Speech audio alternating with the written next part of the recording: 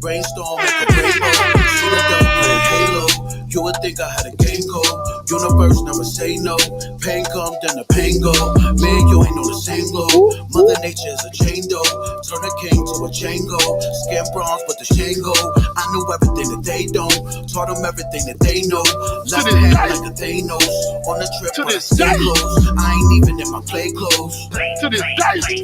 If my spirit could be monetized, I would have enough to give a bank loan. If I drove up a 44-story building, I wouldn't even break bones. I could take it all apart and put it all back together like Legos. Ain't fatter than an egg roll. Deep toast and I face slow. Put in the work, put in the work. King in my county, look at my shirt, look at my shirt. Look at the dirt, look at the turf. We put around the earth. Plenty of zones, we're working the first. Working the first. We get hers, Perky the burst. Blicky the burst. We look up reserves, we look up your skirts. Look up your skirts. Go to less media, look up research. Look at the search. Shook up the earth, we shook up the earth. Lay low, lay low, lay low, lay low. Hey ho, hey ho, hey ho. They know, they know, they know, they know, they know. Better get Mako, higher than Waco. Choppers and Dracos, dropping the halo. Not for my lances, bring it to Manses. Pray for some answers, play with the Panthers. Magical city, stay with the dancers. Stay with the dancers, stay with some answers. Stay with some answers, stay with the cancers. No village media, stay with the answers. Stay with the dancers. Crypto advances, triple your chances, hip with the campus. Crystals is dancing, shifting the planet, lifting the granite. Spin around webs like Peter the Spider. Spin around worlds like Hippo the lighter. The sweeter the cider, skeeter beside her. Slicker the lighter, the gift is inside her. Watching the throne, sit right beside her. We sit right beside her. Apple the bottle, sipping the cider. We sipping the cider. My chick is a rider. I'm trap for the south, she hip with the lighter. Trap for the south, she hip with the lighter. The gift is inside her. The gift is inside her. Trap for the south, she hip with the lighter.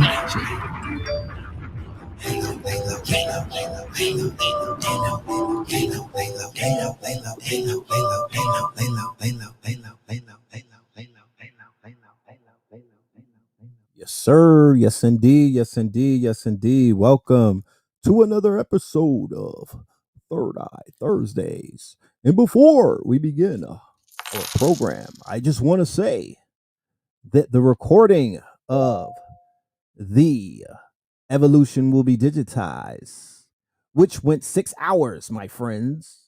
And we have special guests, Hafiz Crypto and my good brother Slice from the biggest crypto play ever. We laid it down to the very last compound. The replay is available. The replay is available for anybody that's out there that missed the class and wants to tap into the workshop. Okay. It was a master class. It went on for 6 hours. We tried to keep it at 3, but the information knows no time limit. All right. So we went all the way in. We was going in. We was digging in. We was breaking it down.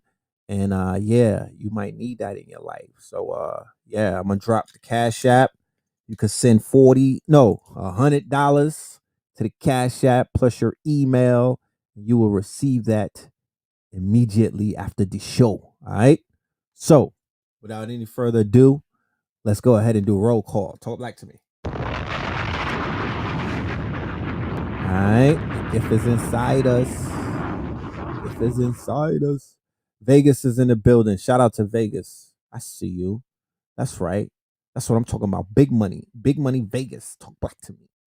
Big money Vegas. You know what I'm talking about? Yeah. Little Goddess is in the building. What's happening? All right. North Carolina, as usual, is in the building. Is that Minnesota? Okay. You here. Nigga, wait. To this day. To this day. Nigga, Russia's here. Fuck is you saying? Draco, nigga. Rocky 3, nigga. Russia's here. We got Vladimir Putin in the building. Jersey is here. The Bronx is here. Huh? Yeah, nigga. It's beyond global. We in the Iron Curtain, nigga. Russia's here. You know what I'm talking about? West Philly's here. Queens is here. Detroit, what up, though? Yeah, GA is here. Smyrna. Chirac, Illinois. Do I have the gunshots? I got it. That's what I need. I need the AK. Get the AK sound effects. Chile, nigga. Chile. What the fuck? Nigga, Chile is here. What you talking about? Yo, Chile, nigga. Yeah, you can't get that. Or Uber don't take you to Chile. Yeah, Central Coast, Florida, California. Yeah, Mississippi, Killeen. Yeah, we global. No, I'm talking about. Newark is in the building. Columbus is in the building. Barlow, Vegas is in the building. Yeah, bet on black. Bet on red. Alberta is in the building. Philadelphia is in the building. Indianapolis. Do y'all have Philadelphia? Are you having a Doom Day this year? I don't. Is that going down this year? Norfolk, always. You know what I mean? Love to the Norfolk family. You know what I'm saying? You know what I mean? Always. Michigan. Brownsville is in the building. Tuck your chain. I'm just playing, but I'm not. Tuck your chain. Stiff Cliff, Texas. What the hell is Stiff Cliff? I've never heard of that.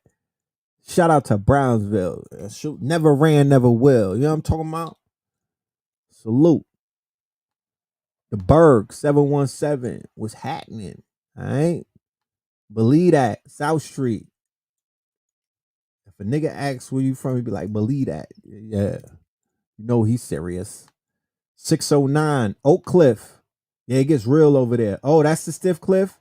Okay. Yeah, rest in peace, Mo 3, nigga. Yeah, you think I didn't know?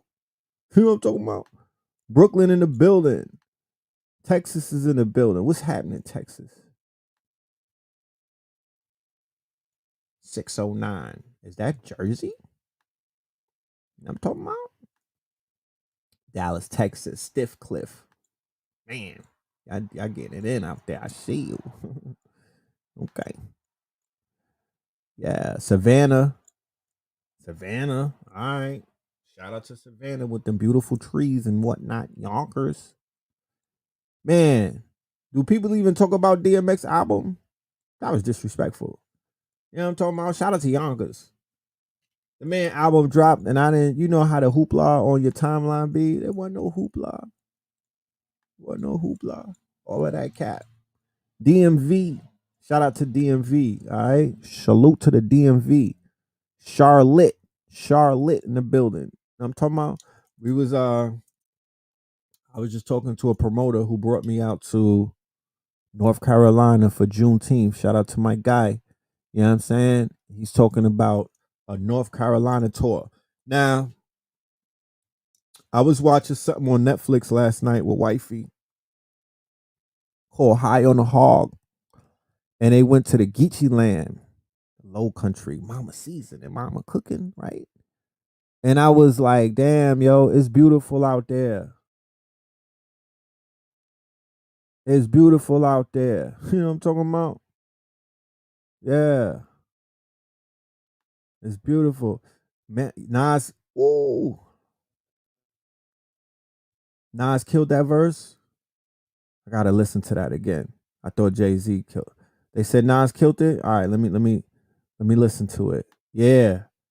Call Your Father did hit hard. I like Call Your Father and whatnot. You know what I'm saying? Martinique, nigga. Salute to the man them in Martinique. Big ups to the man them in Martinique. Right. Big ups to the man them in Martinique. Right. Big up to the gal them in Martinique. Yeah, I know about Martinique. Yeah, the low country. It looked beautiful. It did. It looked very serene. It was interesting because he was in Benin, right? Which my father's DNA said that we're from. Shout out to all of my Ados. Hold on a minute.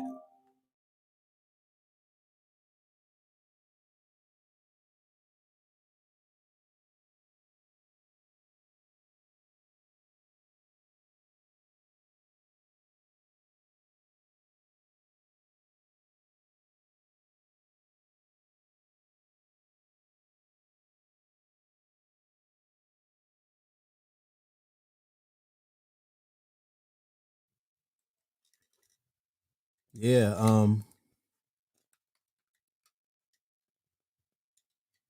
See, there go Little Goddess with the facts. Little Goddess, send me your addy, yo. I got one of these on the house for you. Send me your addy. And for all of my amethyst people, we waiting for the restocking of that. But Little Goddess, hit me up. Tariq said, I hope y'all bought the dip. It's been real quiet out there in the crypto world. You know what I'm talking about? Yeah, you know what I'm saying? Like, did y'all take full advantage? The whole week was red. You know what I mean? Did y'all buy the dip? You know what I'm talking about? Did niggas buy the dip? Because I bought a little bit, but not as much as I wanted to. I was caught up in so much other things, but yeah. Did you buy the dip? But you improved your position. Beautiful. That's what's up. Shout out to all of the people that got rich off of AMC this week. You know what I mean, going in on that stock and whatnot. Shout out to everybody that got rich off of that AMC because that shit was going brazy. You know what I'm talking about? Yeah, I brought up I brought that up on one of my shows. At the end of the show, I talked about the genocide that's going on in Ethiopia. I even got some people that was inboxing me mad and whatnot, and they was like, "Yo, you not telling the people the right? That's propaganda." And I was confused, and I was like, teach me, like, what am I getting wrong and whatnot? What's happening?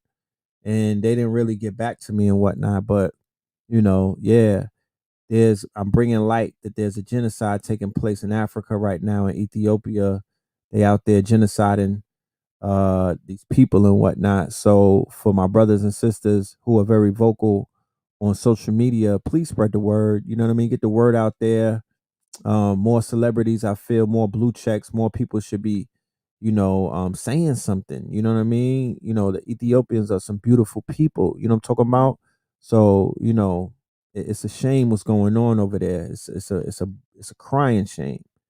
You know what I mean? And for the family in the Congo that has been displaced as a result of the volcano erupting.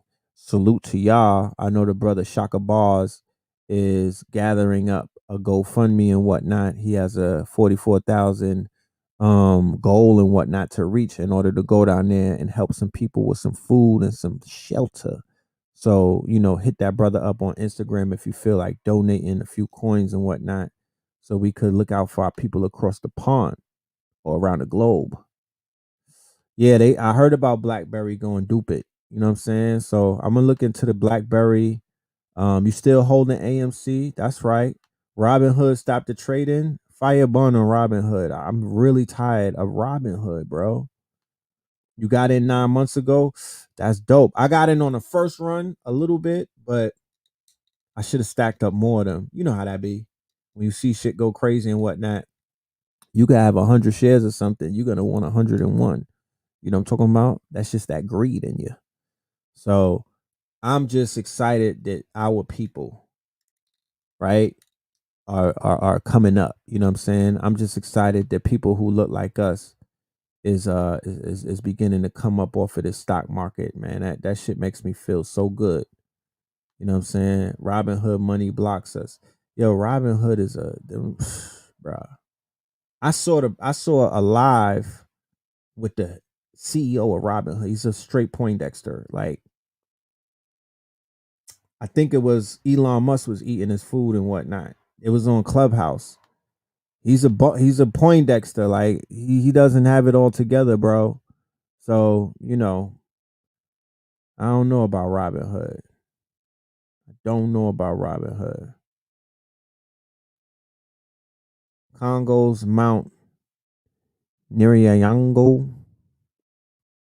Yeah. Sending lava for miles, but sparing a city. Right? Now, you know what that city is dealing with if it got spared by a goddamn volcano erupt. You know what they dealing with. So in the yeah, Robinhood is definitely a gateway. You know what I mean? Anchor is your favorite app. Compound interest daily. Okay, that's what's up. Look into Holder. That token Holder. That shit is something else. The whole token. You know what I mean? Don't say I never put you on to nothing. You know what I'm talking about? Somebody said get Weeble, Red Hood. You know what I mean? Yeah, it's easy for people to get started on Robin Hood, but like Born Majesty said, Robin Hood is robbing the hood, my nigga. It's robbing the hood. If they blocking you from trading and doing what the fuck, man, come on, bro. They the ops. You know what I mean? They're the Oppingtons. Yo, Red, what do you think the summer solstice for us? Well, before the summer solstice, there's a solar eclipse that's coming up on the 10th. All right. There's a solar eclipse. Oh, damn, we forgot 11:11. What the fuck? We ran right through 11:11. I wanted to do a meditation with y'all. Are y'all rocking with XRP? Nigga. Is a rat eating cheese, my nigga? You know what I'm talking about? Is a bird flying? Is a mosquito sucking, nigga? Like, of course we rocking with XRP. They about to go crazy in a minute. They about to go crazy in a minute. You feel me? Hell to the yeah. They about to go stupid. They once they pass that once they get past that lawsuit, it's a wrap. Get that shit now. Don't spend your life savings on it. You know what I mean? I gotta give you niggas the disclaimer. I can't wait to the day where I could say I am a financial advisor and I am giving financial advice. You know what I mean? I can't wait to that day. But for now, nigga, I'm not a financial advisor and I'm not giving you financial advice. You know what I'm talking about? We're just talking on a third eye. I'm talking to your third eye, right? It's nothing but a smoke screen. Yeah, yeah, yeah. Polygon Matic is lit. Yeah, 1122 is powerful, but if you know the ledge is synonymous with 1111. That's our hallmark. So I don't want to move the goalposts. I just want to keep it where it is. At 1111, we was talking real shit. So that's all that matters. You feel me? That's all that matters. We still in alignment. Oman made a deal with Ripple to help people send money to India. That's what's up. That's what's up. Whew. Where's ADA right now? Let me go and look that up. Whew. XRP is at 99 cent. Ooh. They had $1.75. Let me find out. Niggas. Wait a minute.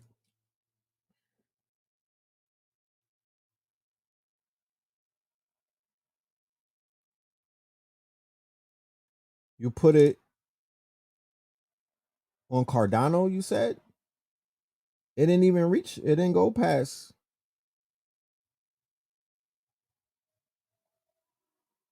Wait, let me see. 219. The top that it went was 246. Its highest was 246. It's at 175 right now. Okay, you about to go up. You about to go up when that shit shoots up. You definitely gonna be in there. You know,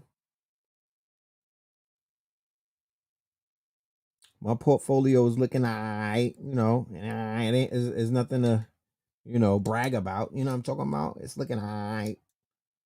You know, I need to buy some of that dip set. You know what I'm saying? Make this shit really pop. That was a while back, no doubt, no doubt. Your day is coming though. That's all I hear about is that's all I hear about is them talking about that Cardano though. Am I still on Forex? To be honest with you, no. I'm not bullish on Forex at the moment. You know what I'm saying? I'm not bullish on Forex. I was even thinking about pulling out of the program that I was involved in because it's not benefiting me. So I was gonna do a Zoom with my stream chasers and inform them where I'm at. You know what I'm saying? When it comes to the Forex thing, you know what I mean? And there's nothing to say against Forex. I still have belief in Forex. It's just that, I can't spread myself super duper all over the place. I'm focusing on crypto right now, but I'm not bullish on Forex at all, bro. You know what I mean? The account has me as inactive. I went on the account like to see if I had any money in the fucking wallet, and that shit was like, nigga, you're inactive. I'm like, well, fuck you too. You know what I'm saying? Like, I don't need you, nigga. You know what I'm talking about? I got Coinbase, nigga. I don't need you. I was stunned. You can't buy a hold in Texas, brother man, brother man, brother man. You better get on that VPN. You see this? You see this app called Surfshark? You see it say Surfshark, right? Go get that. I got Binance US and Binance, right? You see Surfshark? That's a VPN. That'll hide your location and whatnot. You know what I'm saying? And by doing that, you'll be able to make a few moves and whatnot. You didn't hear that from me. You didn't hear that from me. Am I still moving to Texas? Man, I don't know. I got a lot of people reaching out to me from different places and whatnot. And I'm still trying to decide what it's gonna be, but I'm going somewhere this summer. So I'm weighing out Florida, Texas, and Georgia. I went to New York the other day. New York is not good for my health. I don't know. New York is not good for my health. I love my city and whatnot, but it's not good for my health. To be honest with you, the best place that I went to this year where my health I felt like I was on a cloud was Miami. I felt good. I looked good. I had the glow came back. I'm talking about, you know what I mean? Like, I just felt invigorated. Even my mama called me and was like, stay your ass in fucking Florida. Like, don't even go home. You know what I mean? So I want to go to the place that's best for my health. You know what I mean? And I don't have health problems or anything. I'm just saying my overall health, my mental health, my spiritual health, my physical health, my economic health, all of those things factor in. You know what I mean? And I got a family too, so I got to make sure that they good. So, you know, I don't know. I don't want to I love Atlanta, but even Atlanta's starting to look suspect to me. You know what I'm saying? Like, even Atlanta is starting to look like it's pulling down on. I don't see the opportunity. I don't know. You know what I mean? Like, I will always be in Atlanta. I will always pull up in Atlanta. I will always do Atlanta. Like, but I don't know if I could live there. That Forex show that y'all did a while back changed my life. Thank you. Thank you. And I highly suggest that because you could do Forex, crypto, and a few other things. Like, for my stream chasers that are out there, the goal is to juggle like 5 to 10 streams. You feel me? So don't take what I'm saying as, law and whatnot. That's just me personally, and I'm being transparent. I won't lie to the people and whatnot. But I'm not bullish on that. I'm really not bullish on that program. You know what I mean? It's really not Forex. It's just the program, the Epic program that I'm in. I'm not active in that program like that. This thing right here, Epic. You see the app? You see it say Epic? You feel me? You see there's 50 messages because I'm not answering. I'm not, I don't know. I'm just good on that. You know what I'm saying? At the end of the day, I'm kind of good on those MLMs and whatnot. I'm not really feeling. I want my own MLM to keep it a buck with you. Like, I rather my own shit. I don't want to build up nobody's company anymore. To be honest with you, like, it don't sit right with me. You know what I mean? It don't sit right with me at all. And it don't feel good to me. When I look back, I'm like, here it is. I'm sending all of my people. I'm building up these companies. I'm getting these people rich and whatnot. Fuck out of here. Like, I'd rather take my people out of there and we just get busy with the crypto and the Forex on our own. Go to Wyoming and get some land like Kanye. Yeah.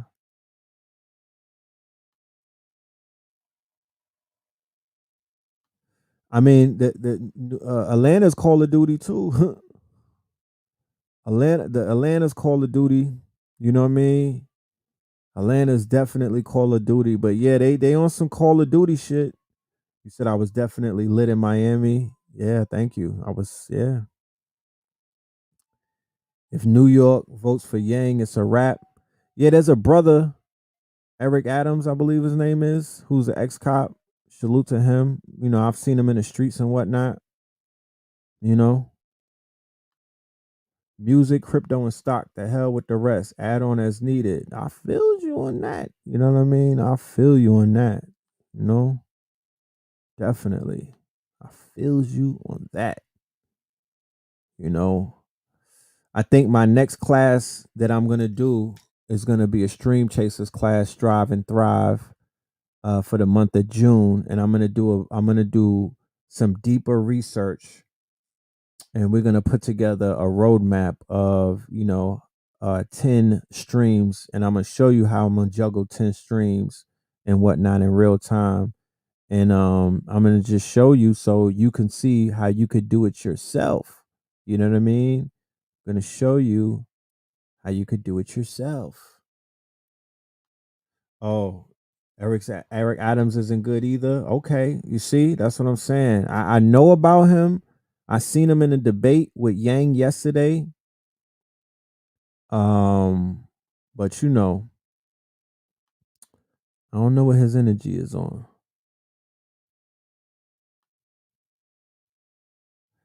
Miami people mind their business. They don't be on weirdo time. It's violence, but if you don't have nothing to do with the politics, you good. Yeah, that's the same thing in everywhere. You know what I mean? New York is different. New York, they all in your business. You know what I'm talking about? New York, they all in your business. You know what I mean? Like, I would probably have to hurt something. I got a 1-year-old. I am not subjecting a fucking 1-year-old to New York City the way that shit looks right now. It's Escape from New York, my niggas.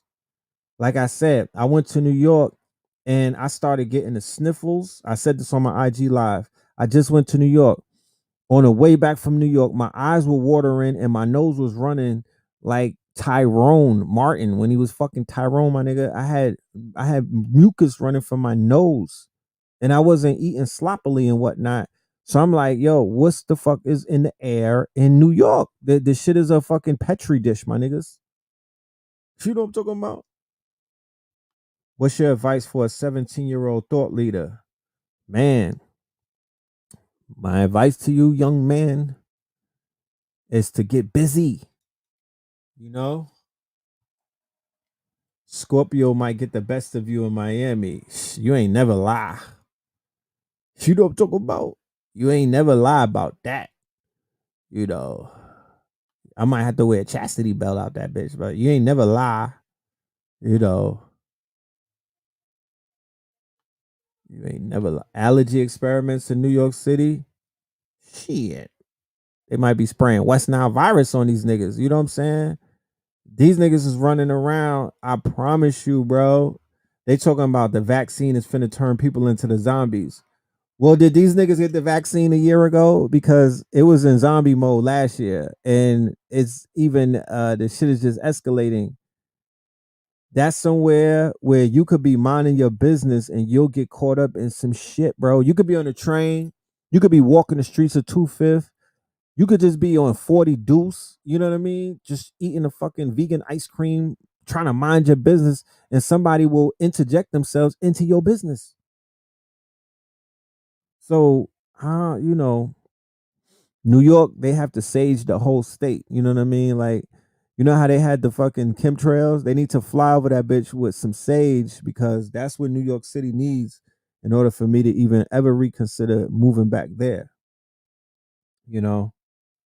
Shit crazy. And prostitution is legal and so is weed this summer. I don't want to be there for that. You know what I'm talking about? I ain't ready for it. And Bobby Schmurder is home. Come on, man. To this day. To this day. That's just a lot of murder. That's a lot of murder. You know what I mean? That's a lot of bodies, my nigga. I don't want to be. I could feel the pain when I pull up in New York. It's thick. It's a thick feeling. It's not the same feeling that I got when I got off the plane in Miami. I was like, Poppy is home, my nigga. You know what I mean? I felt like Champagne Poppy, nigga, at the Billboard Awards, nigga. I felt home. Artist of the decade, nigga. I felt like, oh, I felt ready in Miami. That is, that's how I felt. You know what I'm saying? New York City. I was out there last week. I was out there for Memorial. They had like 7 shootings. I mean, it's nowhere like the other states that's turned up. Don't get it twisted and whatnot. But they active. Them little, you know what I mean? Little knuckle draggers is active, bro. How does present day Miami compare to the Miami you lived in years ago? Oh, more wealth, more wealth. You know what I mean? I could see the wealth. You know what I'm talking about? I could see the wealth. More people that look like us. Well, to be honest with you, why does brother Rich still live there? I mean, shit. There's a few holdouts still left. You know what I mean? Everybody didn't leave New York. Um, Rich is in Brooklyn. Brooklyn is not the same as a Harlem. To be honest with you, right? There's places in Brooklyn that's lit. Then there's places in Harlem that's semi lit. But I feel from my travels that like the mental health issue, the mental health breakdown is way more apparent in gentrified Harlem. If anybody from New York could attest, if y'all could co-sign what I'm saying, the mental, because I'm speaking about mental health issues. I'm not talking about anything other than the mental health crisis. And what the mental health crisis is black men specifically, niggas, right? With no chill. You know what I'm talking about? I'm talking about no chill. They out there. I was in the train station. They shooting dope. I'm talking about the needles is out. They got this shit on aluminum foil. They cooking it. They didn't give a three. They didn't give a fuck who was standing there. These niggas look like Rough Rider. They look like ex Rough Riders. You know what I'm talking about? Like niggas that used to ride bikes with DMX. These is like these are the holdouts. These are the holdouts. These are the people that didn't get up and leave. The real I think a lot of real people who got money and morals and they doing something with them. They got up and left New York and they left behind their fucking uncle. They left Uncle Ray Ray the crib. They left him apartment 4D. Now he's outside with his pants hanging down, smoking dope, right? Looking crazy, cat calling niggas. You know what I'm talking about? They got niggas cat calling niggas, and it just looks crazy. It's like a bad episode of the Chappelle Show. Yes, and Times Square is retroactively going back to the 80s. Yes, and the fiends got the vaccine. Damn it.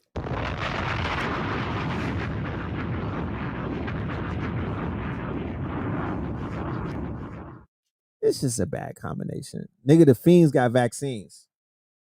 You know what I'm talking about? Fiends got the vaccine card, nigga. They stunting like, yo, they won't let you in Chipotle unless you vaccinated. Or do you have your card? I'm like, nigga, how dare you niggas even talk to me? Like, what's going on out here? These niggas is bold. What's happening? You know what I'm saying? There used to be some type of fucking there was a line that you niggas wouldn't cross into. They outside, bro. They outside. You know what I mean? They on that Zaza. They on that K2 disguised as Zaza. They on all kind of medications. Niggas is mixing up tropical pill, psychotropics. They having cocktails and whatnot, cocktail parties. Yeah, it's the night of the living dead. It's the night of the living dead. Look, somebody said they got Preston Shake Shack. Look, you see what I'm saying? All of them PPP niggas is getting locked up. They all getting ready. You know what I mean? They all packing their bags and whatnot. They're gonna do some Fed time. So that they taking the PPP niggas out of here. At least last summer with the PPPs, you had mad rented Lambos in the hood. You know, Lambo trucks and whatnot. They was making it look a little bit good. You know what I mean? Then they spent all of that money on firecrackers. Now the PPP niggas is finna disappear, and it's just mad fiends wearing face diapers, right? Yeah. And then prostitution is legal, so guess who's outside? Yeah, your uncle with stilettos on, shit like that. You know what I mean? They opened up the mental health facilities, which is Ward Island. They got rid of bail, so they let a whole bunch of people out of jail and whatnot. They let Bobby and fucking Rowdy come home. Shout out to them though, because they not really catching. Uh, I thought that the body count was gonna rise up and whatnot. I don't know. These niggas came home talking about they not gonna. You know what I mean? Yo, we for the people, and then they went right to the drill music. You know what I'm saying? So it's like I don't know what's happening, man. You know what I mean? But the shit is different, and I don't suggest that you know what I mean. I'm talking all of this shit. I'll fuck around and wind up living in New York this year. Let me be quiet. You know what I'm saying? Let me just chill. Let me just chill. Yeah, Bobby said he only want to talk real estate. That's true. That's what he said. You know what I'm talking about? That's what he said. Let's hear his first song though. I'm judging you niggas on your songs. You know what I'm saying? Rowdy Rebel came home and bought groceries for his community for the elders and went right to the drilling.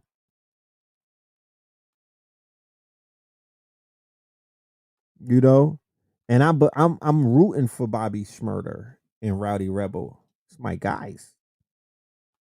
You know how New York is.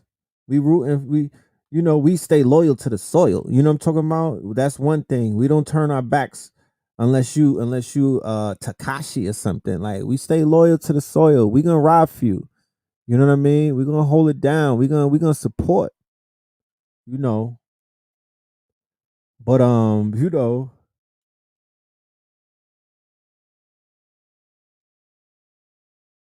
Amazon stopped testing workers for marijuana. Okay, makes sense. Move to nah, not Long. No, Long Island is lit. Wine dance and all of that. Long Island is lit. You know what I'm talking about? Young inmates talking about LLCs. Nah, look. One thing about the rappers in New York, the Drillers, the Davies, Jim Jones, like there's still a level of big homieisms taking place. You got to remember the big homie rappers. Jay-Z still alive. You know what I mean? He has huge influence over the younger crops, even if he doesn't directly fuck with them. There's like 1 degree of separation. So Fab is the big homie. Jim Jones is like the big homie. Nas is the big homie. Them Griselda boys is like big homies. So truth be told, they kind of they influence the younger generation vicariously. Like the younger generation wants to be on that level. They want to be a billionaire. They want to Beyonce on their arm and whatnot. They want to have big deals and whatnot with major corporations. Like they use that as inspiration. They use that as inspiration. Have y'all ever seen a fight on a Sunday? Have y'all ever seen a fight on a Sunday? The Mayweather and Jack Paul fight is on Sunday. Have you ever seen a fight on a? I've never seen a fight on a Sunday. You know, and just for that reason, I don't know. But the thing is, my son, Amir, my firstborn, is 13 years old now, and he's starting. We sending his ass to private school. You know what I'm talking about? To play ball, and he's in New York, right? And I tried my best I try my best. Me and his mother had many conversations, and she's adamant. She's like my dad. You know what I mean? My father's a New Yorker to the. He said, I'm here till it's over. You know what I mean? He's not moving. He's not going nowhere. He's shitting on every other state that I bring up to him. You know what I mean? He's a fucking Yankees, Jets, Mets, Knicks fan for life. So he's a New Yorker for the heart. So can he play ball and be homeschooled? Nah. You know these teenagers. He's a teenager, right? What up, Jefferson? He's a teenager. He's a teenager. He's not, you know what I mean? He has aspirations as a teenager at this point. His aspirations is he wants the ball. You know what I mean? He like, yo, I want to play ball, my nigga. So, we got to give him what he wants. And that would be the only reason, to be honest with you, that's the only reason I'm on the East Coast. You know what I mean? That is the only reason. If because my spirit is like I can't dip on my son. You feel me? Like as a father, like it's just like I can't dip on him. I gotta be there for him. You know what I mean? Like y'all, I'm sure y'all understand. You feel me? I can't. You know what I mean? That's a hard that like he's 13, and 13 is the year that I went to the left. You know what I mean? That's a very significant age. So, you know, he's a Scorpio too. Like,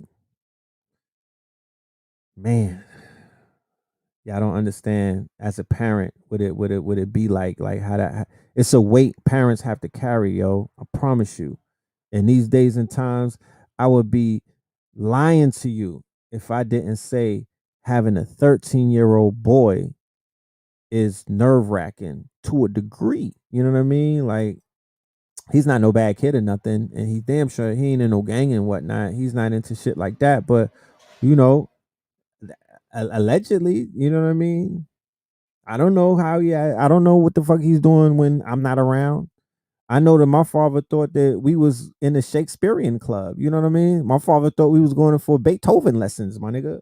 You know what I'm saying? And we was going to play with drums. You know what I mean? We was going on meows. We was going out of state to tear up the malls and whatnot. He didn't know. I don't know if he knew, but when I asked him, he said, "Nah, I had no idea." You know? So it's like, as a father, as a responsible father, you know what I mean? Do I dip in order to go somewhere where I feel that's going to be more conducive to my mental health, get me some vitamin D, be near water, you know what I mean? Be somewhere where I could raise my 1 year old, and somewhere where my wife could just be chilling and she just could relax? Or do I stick around and be a father to my son, my firstborn, my heart? You know what I mean? Because we've been riding for 13 years, you know what I mean? Hard body.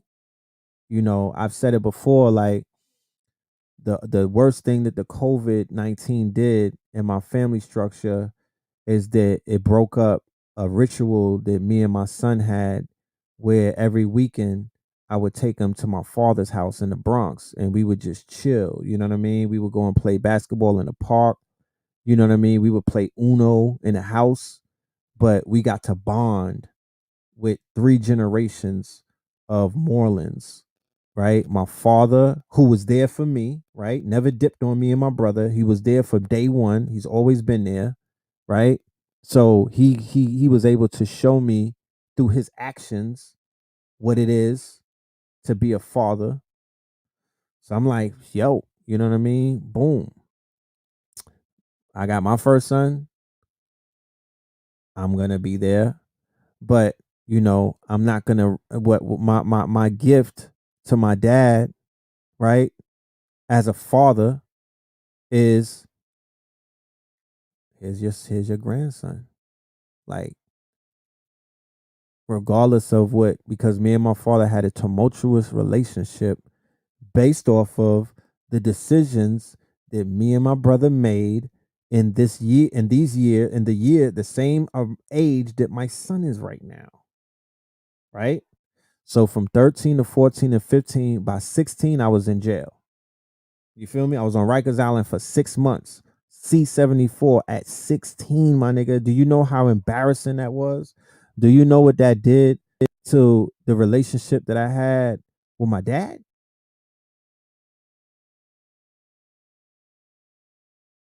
You know?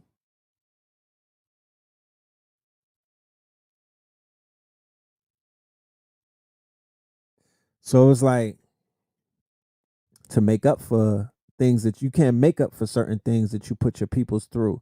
The best thing that you could do to make up for, hurting them and whatnot, or letting them down, or, being not being who they wanted you to be, the best thing that you could do is be that. You know what I mean? You could just be your best self. You could just be, the best father, you know what I mean, that you can be. So that's what I've strived to become, the best type of father, the best father in my son's life, you know what I mean, to be there to identify, you know, what it is that, that he needs and whatnot. Cause they, these the sons need their fathers, bro, and daughters need them too. How was your Rikers Island experience? I ain't gonna lie, my nigga, scary at first. Scary, bro. I'm not gonna lie to you. Like, I went in there. I was polo from the head to toe, cause a nigga, you know what I'm talking about. They bagged me on a meow. They bagged me in, in while I was on a mission, and we would go out super fresh on missions and whatnot. You know what I'm talking about? I had like 2 jackets on, a hill. I just was fresh to death, and nobody else on Rikers Island was. You know what I mean? I had a razor. I was able to sneak a razor in, because whenever we went out, we would have razors under the soles of our sneakers, and I would wear basketball shorts under my pants. I know niggas from New York. That's one of our rituals and whatnot. You know how Michael Jordan used to wear. He has certain rituals when he goes and plays the game. Well, nigga, that's the same type of rituals we got when we out there getting money and whatnot. You feel me? So inside of the, and you know what, in the basketball shorts where the string is, we would put razors. We call them gym stars, right? The gym star razors, right? We put the gym star razors in our shorts and whatnot, because we was out there committing crimes. So we knew what the consequences was. Nigga, you could get locked up, and when you get locked up, the thing is, back in those days, they upgraded the system. Back in those days, we will also carry crazy glue and a razor. The crazy glue and the razor was for your fingerprints. Okay? The crazy glue and the razors was for your fingerprints. If you couldn't sneak in the crazy glue, if that didn't work, like, you'll get knocked. You start working on your fingerprints in the police car. You dig what I'm saying? So it's the same thing that you would do with Elmer's glue. Remember Elmer's glue, when you would go like this with the Elmer's glue, and it would make your fingerprints. So with the crazy glue, you get the crazy glue on your fingers and you go like this. And what it would do when it dries up is it put holes in your fingers. Like, it will put holes in the print. So when they fingerprint you, you got holes in your fingerprints, and they'd be like, "Damn, wash your hands and whatnot." You'd be like, "It won't matter because I smoke crack. And as a result of smoking crack, I burnt my fingertips." That's what you would have to say. I would have to become a crackhead in jail and whatnot. "Yeah, I smoke crack." You know what I'm saying? "So when I smoke crack, I burnt my fingerprint on the stems. So there's nothing I could do. You know what I'm saying? These are my prints." So either they believe you, you know what I mean? Which most times they did. Now, if shit really got real, you would have to cut your fingerprints up. Okay? You have to cut your fingerprints. That's where the razor comes in. So you get the razor, right? You get the razor. You say a prayer. You know what I mean? I wouldn't suggest looking at your fingers because it's gonna hurt more. You get the straight razor and you start busting your shit. Bang bang. If you got freedom on your mind, then there's no such thing as it hurts. If you got freedom on your mind, nothing is gonna hurt. Nigga, the fact that you locked up hurts. That's what hurts the most. That you might not make it home tonight to lay up with your bird and whatnot. You know what I'm saying? You know, I had shorties out there that was waiting for me. I was like, I gotta get back to my you know what I mean? I gotta get back to the nest, my nigga. So the razors were 2-ply. It was for the fingerprints, and if you got sent up north or if you got sent to Rikers Island, if the judge was like, nah, fuck that, because the key was you bust your fingerprints down. So you give him an alias. I never would give him my name, of course. It was always an alias with a fake ID. By the time you make it to the judge, your prints don't come back. You in front of the judge with a clean record. 9 times out of the 10, he's gonna give you a bail, or he's gonna give you a quote unquote what was that? RO, what was that? RR? It's been so long. I don't even know the lingo anymore. You know what I mean? He'll let you go, basically. Release on recognizance, right? RR. So now they slamming you for data. Yeah. That's what they start taking niggas' hair after a while. You know what I'm talking about? So you will bust your fingers down, stop the bleeding and whatnot, you know, bust your shit down. You know what I mean? And then by the time you get to do your fingerprints, you know, sometimes it would be blood and whatnot, but you know, they wouldn't really act because they put ink on it anyway. So then when they take the fingerprints, they go like this on the card. And if one line, because remember, your fingerprints are unique. So if there's one line that's in that fingerprint, it throws everything off. So niggas is skating right through the system. That was our get out of jail free card. You know what I mean? And I promise you, I was just you know what I mean? I wouldn't even consider myself a professional when it came to shit like that. I seen dudes slide through the system like it was nothing doing shit like that, bro. I promise you, bro. For capital crimes. I wasn't getting jammed up on no capital shit, you know, grand larceny and shit, robbery maybe. The shit that sent me to Rikers Island was a robbery 3 that I did not do on guard, on everything. I didn't do it. They locked up everybody. The crew that I was rolling with, they had went to Queens. If anybody knows Jamaica Boulevard, precinct 103, you already know what it is. Those are very racist cops over there. So like a week before or 2 weeks before, dudes had ran up in the spot and whatnot, and I think they put hands on one of the security guards on the way out. So we go back up. We go to Jamaica Boulevard. I'm like, yo, a friend of mine was having a baby and whatnot. So I'm like, yo, let's go into this kid store and get some baby shit for the baby shower. So we in the store, we getting busy and whatnot, and then I hear the gate coming down. I'm like, yo, what's going on? And then I hear a Punjabi Indian, call the police, close the gate. I'm like, wait a minute, what? Yo, abandoned ship. You know what I mean? Niggas gave the call, and some people made it out, and then some didn't. And I was part of the niggas that didn't. It was like 20 of us in there. It was like 20 of us in there. They took all of us. You know what I'm talking about? They took all of us. So by the time I got to the judge, Blue was with me. Blue got caught up in a fishnet. You know what I mean? They grabbed his ass too. This was 93, by the way. Okay, 1993. All right. I'm in high school, my niggas. You know what I'm talking about? I'm in high school. And I was on probation already. I was on 5 years probation. So I had got knocked about a week before that. So when the judge seen that, he was like, remand him, send him to the Rikers Island. Me and my co-defendant, his name Homicide from Far Rockaway, we got remanded and whatnot, and they sent me to the island, bro. Nah, that wasn't the year before Illmatic. I don't think. I think Illmatic was out. This was around the time where Wu-Tang first started popping with Protect Your Neck and Method Man. And I remember Onyx was on the radio. Throw your guns in the air. Boop, boop, boop, like you don't care. Uh-oh. That was hot because we used to have what they call Jeeps. They call the Walkman a Jeep. And we used to have, Funk Master Flex would be, niggas had parties at night and whatnot. Illmatic came out in 94. Okay, no doubt. Well, he was already buzzing. He was already buzzing and whatnot. But I didn't even know that. Yeah, that was before Biggie and all of that.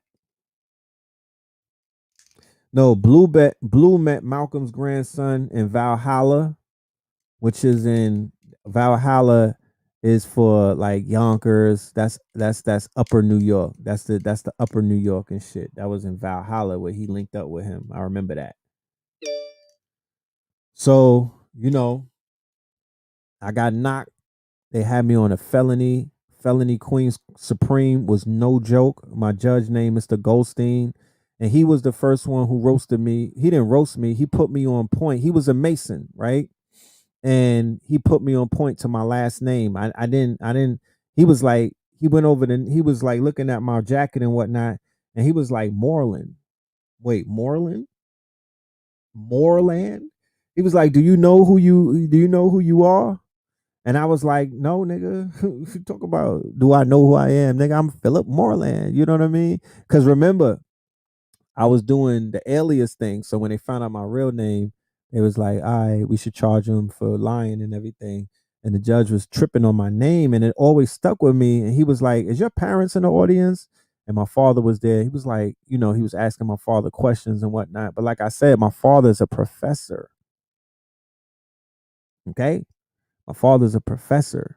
So that held some weight. You know what I mean? You know how these white folk is. If they see that you on some Huxtable shit, you know what I mean? It's different. Like they treat you differently, and they're not gonna railroad you like that. But this nigga did. He was like, I'm gonna teach you a lesson. You know what I'm talking about? No bail. Sit up. You gotta wait. You're gonna go into trial. You know what I mean? And yeah, I'm gonna let you think about this on Rikers Island. And I was like, oh, hell to the nah. So that's what he did. He remanded me. I was on Rikers for 6 months until they gave me a bail. And it was scary at first. I'm not going to lie to you, bro. It was scary, bro.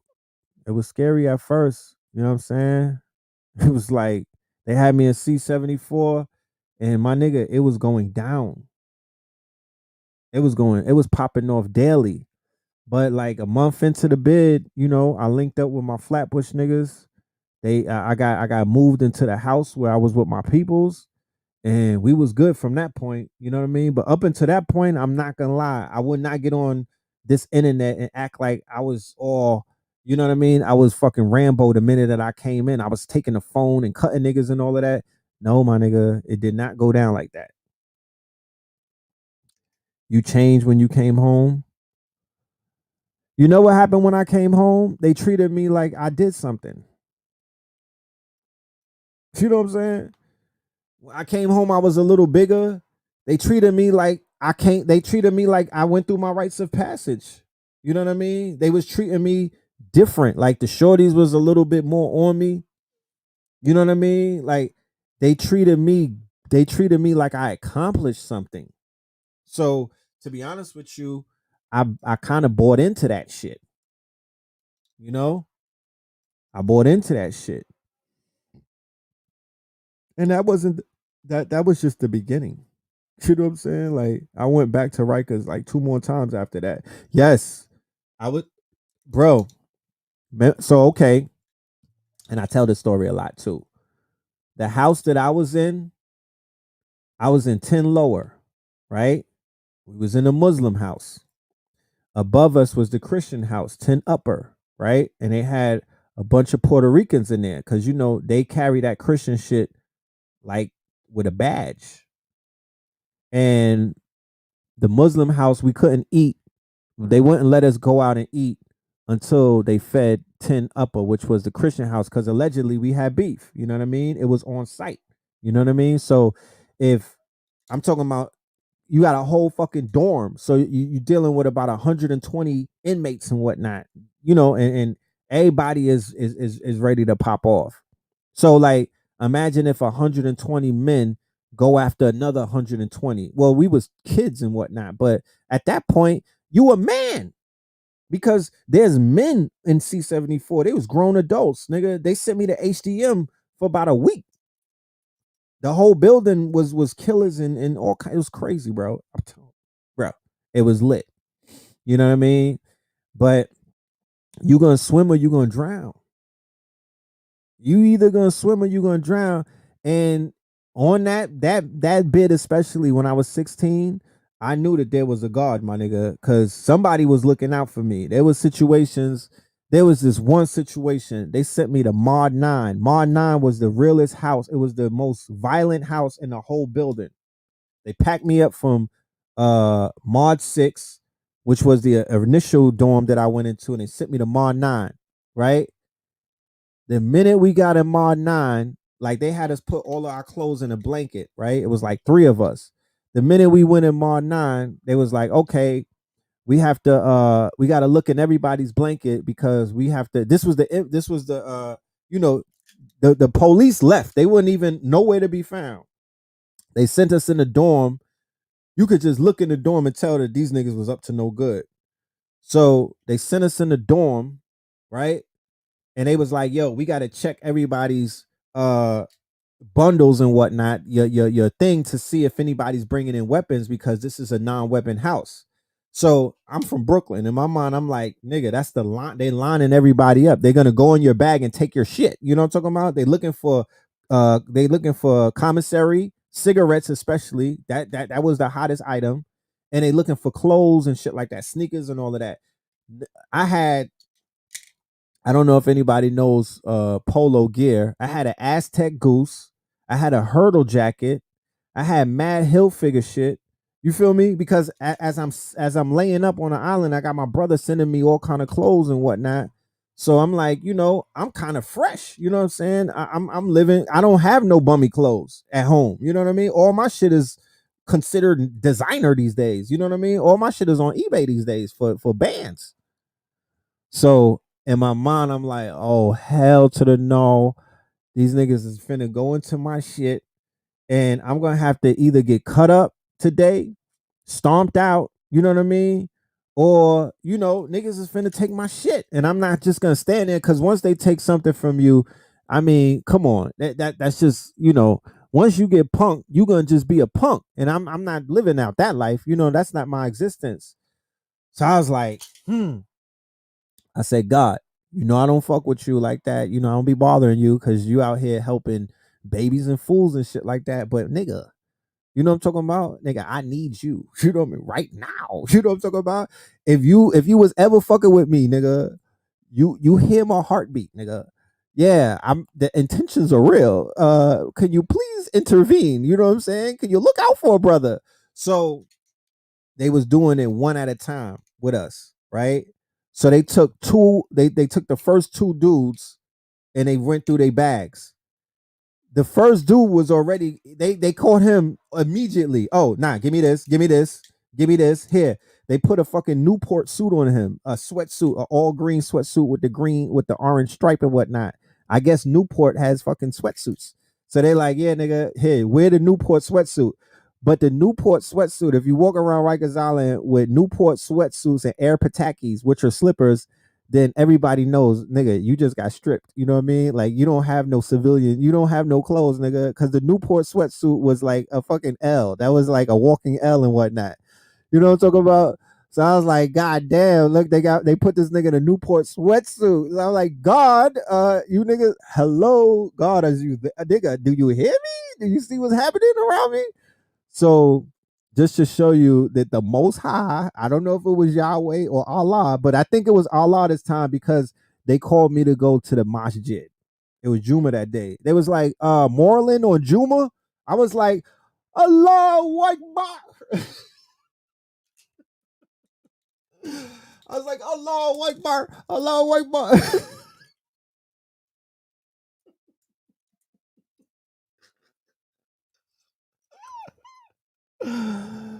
So, there's honor amongst thieves.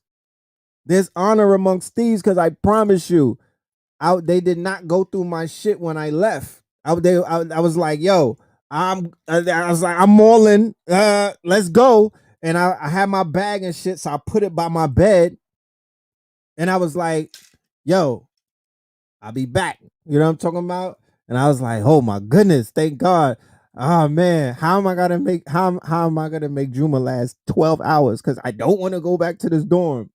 So when I went to Juma, one of my peeps, well, to be honest with you, he was my peeps, right? But he's the brother who's responsible for this scar. His name is Takeem. Rest in peace, right? He's no longer with us. And he was from around my way, right?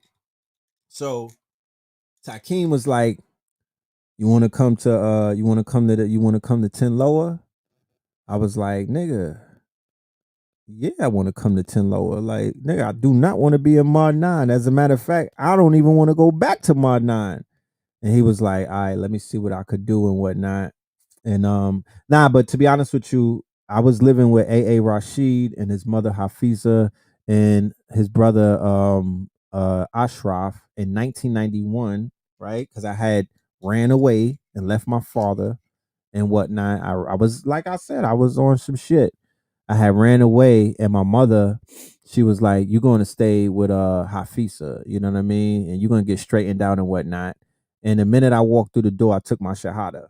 So I was already, you know what I mean, like I was already on the Muslim vibes, and you know, he made the call at Juma. He made the call and whatnot, and I never even had to step foot back in Mar 9. I went back in Mar 9 and I got my bags and I was out. And when I went back in that bitch, niggas was already, another nigga had on a Newport sweatsuit. The second nigga that was behind me, he had on everybody. It was two niggas walking around with Newport sweatsuits. That was the two niggas that came in with me. And I think that they had a freshly pressed Newport sweatsuit waiting for me and whatnot. But I came in there, I got my bags. Hey, my niggas, here, take a cigarette. I'm out. You know what I'm talking about? And I was gone, my niggas. Never to see them niggas. Them was some demons in there. I seen them when I was on lunch. You know what I'm talking about? I had my polo on and they was looking like, wait, this nigga got polo shit? So a buck fit. Well, that the buck 50 came when we was in the real world. We had a fight. He was violating another brother, one of my other brothers, like one of my peoples, rest in peace, Ouija. He had came as well. He got locked up on some other shit. Then he came to our dorm on Rikers Island, 10 Lower. Cause I was there, like I said, 6 months. So we was getting trafficked.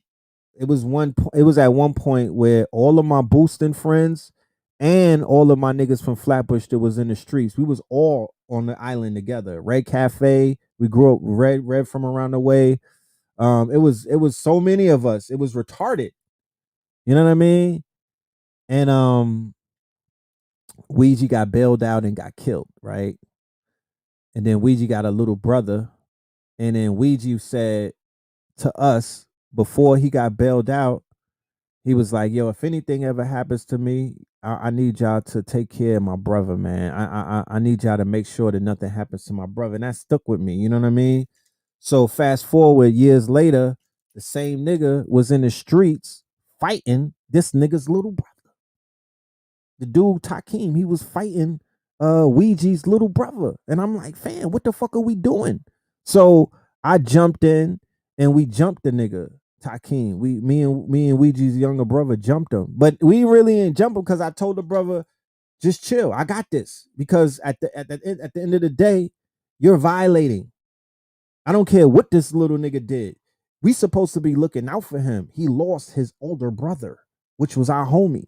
You know what I mean? You would not be fighting him if his brother was alive. You already know that. You would never throw hands because his brother would have mollywopped you. So we got to throwing hands and he tried to cut your boy face. You know, he pulled out a fucking one of those banana razors. They go, pulled out one of them big ass razors and just try to whop me and whatnot. So I blocked it. You know what I mean? And then he tried to hit me again, and I blocked it, and my whole arm bust. My whole arm was toe up, man. It was crazy. That was in '94. Yeah, it was crazy.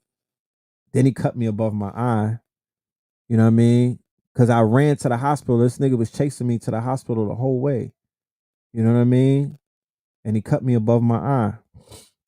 But you know, God bless his soul. You know what I'm saying? We was able to, you know, mend that situation and whatnot, and move on and whatnot. And yeah, it is what it is, man. It gets crazy outside sometimes.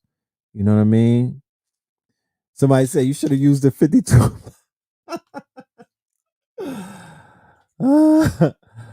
Yeah, I damn sure should have used it. I mean, to be honest with you, I would have been walking around with a fucking permanent smile on my face if I didn't use some type of block. So, you know what I'm saying?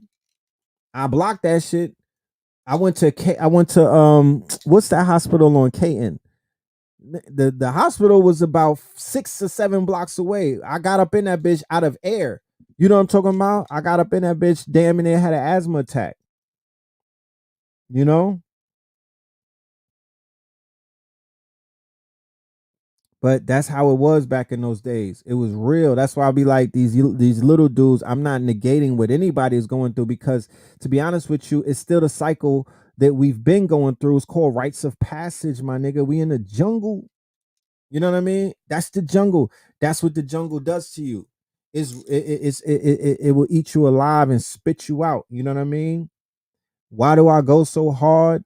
The way that I go so hard, and why do I specifically speak to the youth, and why do I cater my language and everything so the youth could pick up on it? Because, man, what the fuck, what if I had somebody that was swaggy as me when I was a little jit? You know what I mean? What if I had somebody as magnifying as me when I was a little nigga? I had Dr. Sabi. You know what I'm saying? Let me stop. But to be honest with you, I couldn't talk to Dr. Sabi about everything. You know, I should have used my shirt. Nah, my nigga, it was in the fucking summertime. I had a short sleeve shirt on. I was squaring up with the brother. I was getting the best of him. We was shooting 5. You feel me? It wasn't never supposed to go to no razor. You don't cut your homie. You feel me? I didn't pull out no razor. You don't cut your homie. So I didn't know that he was gonna pull some sucker shit like that, but he was grimy like that. You know what I mean? So he got the best of me at the end of the day, and I had to live with that. I had to live with that. You know, he surely was bugging. You know what I mean? God bless him. You know what I'm saying? God bless his soul. God bless him and everything. You know, how do they ban menthol cigarettes in jail? Oh my goodness, that's scary. You know, what's the stress reliever? Because that was a stress reliever. That was a stress reliever. Now I didn't wear Pelly Pel, or I wear Avarex. You know, I wore Avarex. Did he stop chasing me and turn around at the door? Yeah, yeah. He wasn't going into the hospital with me. You know what I'm talking about? He wasn't going into the hospital. You know, so next time, pull your belt and wrap it around your knuckles. No doubt. No doubt.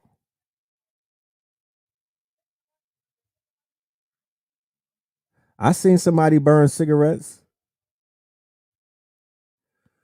Blue was ready to catch a body. You know what I'm saying? Blue was ready to do something. He was tight. You know what I mean? But you know, it is what it is. Like sometimes somebody could get the drop on you. It happens. You know what I mean? Somebody could get the drop on you.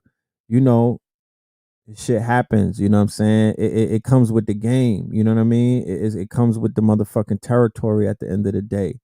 you know. But homie knew he violated, you know what I mean? He knew he was out of order for what he did, you know what I'm saying? He knew that he was, he just, I'm sure he knew. What did you use to heal up? Man, my tendons was cut. I couldn't make a fist for like 2 months, you know? I couldn't even make a fist for like 2 months. My shit was fucked up for real, for real. You feel me? Like I had to learn how to move my fingers again. You know?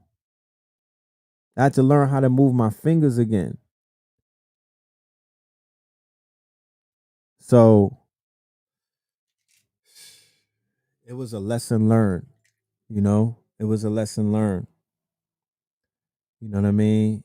It taught me how to move a little bit better than how I was moving at that point, you know what I mean, in them streets and whatnot.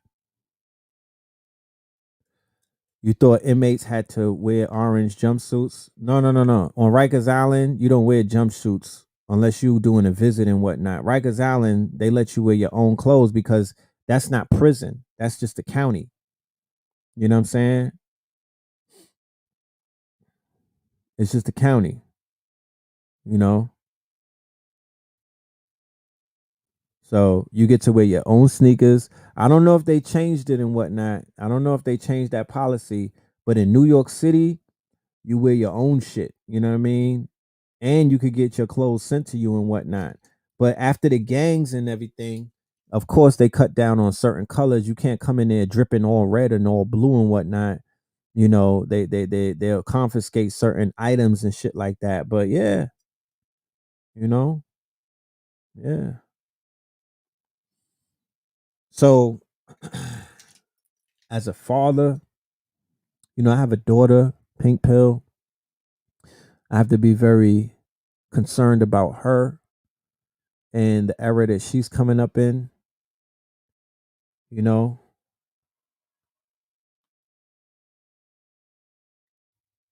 We used to be at war with the Latin Kings, deep talk about that. Yeah, I'm sharing with you that the Latin Kings, the 10 upper where I was at on Rikers, all of them were Latin Kings and Nietas. You know what I'm saying? And they had something called a Crusades. The Crusades was when we see a nigga, we cut him. That was the Crusades. So all of the Muslims were basically targets, right? So whenever you go to court, you got to make sure that you got your razor on you, right? That's how I went to the box. I got caught with a fucking I had my razor wrapped up in electrical tape and whatnot. And I'm going to court. Then these niggas came with this new machine. It's like a fucking it's a chair that you got to sit on and whatnot. And I was like, what the fuck is this? So when you go through the airport and they have like the sensors, they had a chair on Rikers Island that was just like that, and it would scan your butt. You know what I'm saying? Because that's where people would hide the razors. You know what I mean? It would scan your whole body. It was almost like the chair was almost like a TSA scanner. It was almost like a fucking what do they call that? What do they call that machine? No, even bro, even if you boof the razor, which I didn't have to boof it because I had it in electrical tape. You know what I'm saying? I had it in electrical tape. And to be honest with you, yeah, x-ray machine. To be honest with you, you boof the razor when you're going through the machine, right? But I had it in electrical tape. I used to go to chow with it. It was foolproof because in electrical tape, it don't pick it up. Just my luck, these niggas have a new machine and they found the goddamn razors. So they sent me to the box for 90 days, which was an OBCC. They have a whole building on Rikers Island, just all the box. It's the whole building is the box. But in that building, that's when I got to see the birth of the Bloods. You know what I mean? A metal detector. There you go. Metal detector. That's what it was, a metal detector. body orifice security scanner. Thank you, little goddess. Right? So the boss chairs have been used in some of the toughest jails and prisons. That was the chair that they got your boy with. They caught me. They gave me a ticket and everything. They wasn't tripping though. They just wrote me up. They was like, come back, we're gonna call you in a few days to come to court. And yeah, they didn't beat me up, they didn't jump me, the police didn't, it wasn't, they just was like, oh, they understood. They was like, oh, what's this? I'm like, nigga, that's my AK-47. I'm going to court, nigga. Like, y'all gonna put me in a cell with a Spanish nigga, or y'all might put me in a cell with somebody who might be trying to lean on me or something, nigga. I need a gun. I need my gat. You know what I mean? So at the end of the day, the mentality is either you be judged by 12 or carried by 6. You know what I'm talking about? Either you be judged by 12 or carried by 6. So I'm like, shit, if I get caught with it, it's better than not getting caught without it. I rather the consequences of going to the box than to get fucking than get 187 by a bunch of niggas inside of a cell for my sneakers. You know what I'm talking about? Or because of my skin complexion. So at the end of the day, because of the climate on Rikers, I didn't care. You know what I mean? It was, yeah, I was very careless. I was like, whatever, like fuck it, whatever's gonna happen. So when I went to OBCC, that's when I seen the formation of the blood start to take place. Because remember, the whole box, the whole building, the building. Think, Google OBCC. That's all I gotta say. Just Google OBCC Rikers Island. You don't even have to hear from me. Just look at how they'll show you how it looks. We used to have the raids with the turtles. They used to have these fiberglass shells where if they hit you with this shit, it'll electrocute you. You know what I'm talking about? I remember hearing dudes in they cell screaming for dead mama. You know what I'm talking about? When them turtles, the unit of police, the special unit is called the turtles. Bro, you can't even look at them in their face. You know what I'm talking about? You can't even look at them in their face. They tell you to look at the wall when they come through. When they come through, you got to look at the wall. If you turn around and look at them, you getting stomped out. No ifs, ands, buts about it. You seen the Khalif Browder story, right? That shit was real. But I seen realer shit go down. Like that was really kind of low key. That was some basic shit. Like niggas was getting robbed and stomped out on a daily out there. Like, and as you could see with him, if how did the Bloods form in New York? Inside of Rikers, I'm trying to explain to you. There was a race war going on with the Nietas. There was something called the Crusades, and then the Mondem linked up and they formed the Bloods. You know what I mean? They call it the UBN, the United Blood Nation. I didn't hear about no Crips and whatnot. It was all Bloods. So did the Bloods in New York come from Tupac and Death Row influences? One of the superiors' name was Tupac, but it wasn't Shakur and whatnot. I don't know. To be honest with you, I don't know. I doubt it. I doubt it. It was OG Mac. To be honest with you, like I said, yeah, that was the beginning. And then when I came back in 97, it was full blown. And I went to the box again. When I was in 97, that's when it was full blown. That's when it was, but I saw the beginnings of it in 93 and whatnot. I saw the beginning of it. I seen the seeds being planted and whatnot, but it wasn't to the level of where it was in 97. Yeah, 400 beds. Yeah.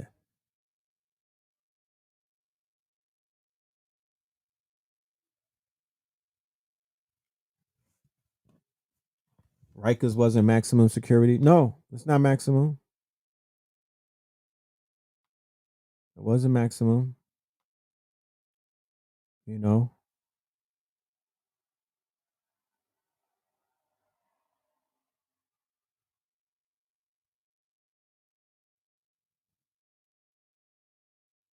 Red, you know you come from Harlem. No, I don't come from Harlem. I come from Brooklyn. You know what I'm talking about?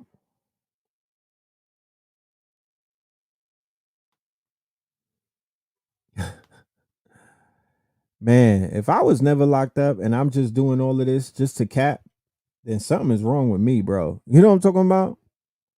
Something is really wrong with me. You know. Yes, the God bodies turned to the Bloods. It was the God bodies that turned to the Bloods. Cause when I was there, it was the God bodies that was running shit. They were the ones that was, like I said, when I was in Mar 9, Fru Quan. It was a nigga named Fru Quan. The nigga Fru Quan was so dangerous, right? That whenever he went to a visit or whenever he walked the hallways, he had two captains side to side and they had mittens on him, right? You know how babies that be scratching niggas gotta wear mittens? Well, they call them predicates, right? You had an ID. If you had a red ID, right? Because on Rikers they give you an ID, right? But if you a predicate, you got a red ID. So whenever they see the red ID, they like, oh, this is a dangerous nigga and whatnot. This nigga had a red ID and he would have to walk through in a red jumpsuit. When did I ever tell anybody I was from Harlem? When did I ever say I was from Harlem? Y'all niggas see me in Harlem. That's where you met me at. I'm a New Yorker though. I'm allowed to go to any borough that I want to. I was raised in Flatbush, which is Brooklyn. My niggas, please talk black to me. And then when I came back to New York, I went to Miami, I went to Atlanta, I went to Miami because I'm a New Yorker who moves around, right? I'm a navigator, I'm a Moor. So I move around. I'm one of those, you know how New Yorkers hit the road and set up shop and do their thing. That's what I was doing. I was on a run from 97 to 2000 for parole violation. It wasn't that serious. I was living in Atlanta, right? And then I moved to Miami in '03 to work with Pitbull. I was working, I was doing my industry shit. And then I came back to Harlem in '05, right? I came to Harlem on a humbug. My grandfather was in Harlem. He was at a senior citizens home. And I came back to New York to assist Blue Pill in some endeavors that he was doing and whatnot. And my son's mother, going back to my son Amir, right? I had met my son's mother in Vegas and I kind of was on her tail. You know what I mean?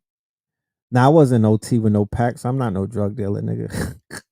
I deal to the drug dealers. How about that? You know what I mean? That's what I was doing. The drug dealers was fiending for the shit that we had, which was that drip, that designer. A predicate felon is previously convicted of a felony. Yeah, well, not a predicate felon. They would call the people who cut people predicates. Like when you use that razor, my nigga, when you was busting your gun, that's what they call it. When you was busting your gun, you could become a predicate. You know what I mean? So Fru Quan, like I said, the top scary niggas on the islands, to be honest with you, was the gods. Like, the gods in the earths, nigga, 5%ers.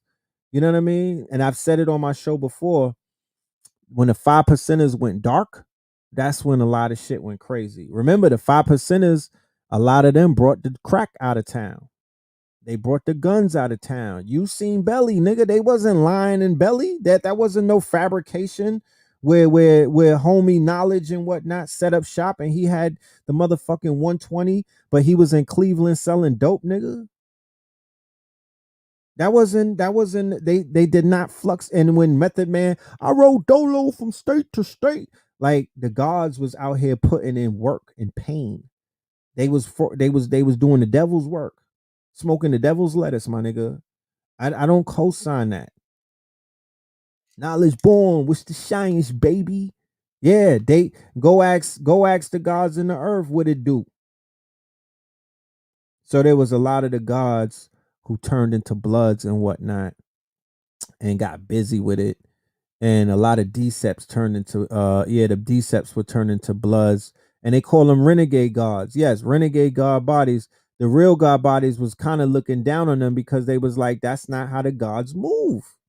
We don't get down like that. But when you listen to Raekwon and them would be not the Wu-Tang, but Raekwon specifically, when he turns into Lex Diamonds, him and Ghostface would be considered almost, I'm not saying that he would be a renegade god, but he was making music for the renegade gods. If that's clarity for you. He was making music for the renegade gods. Let's be clear.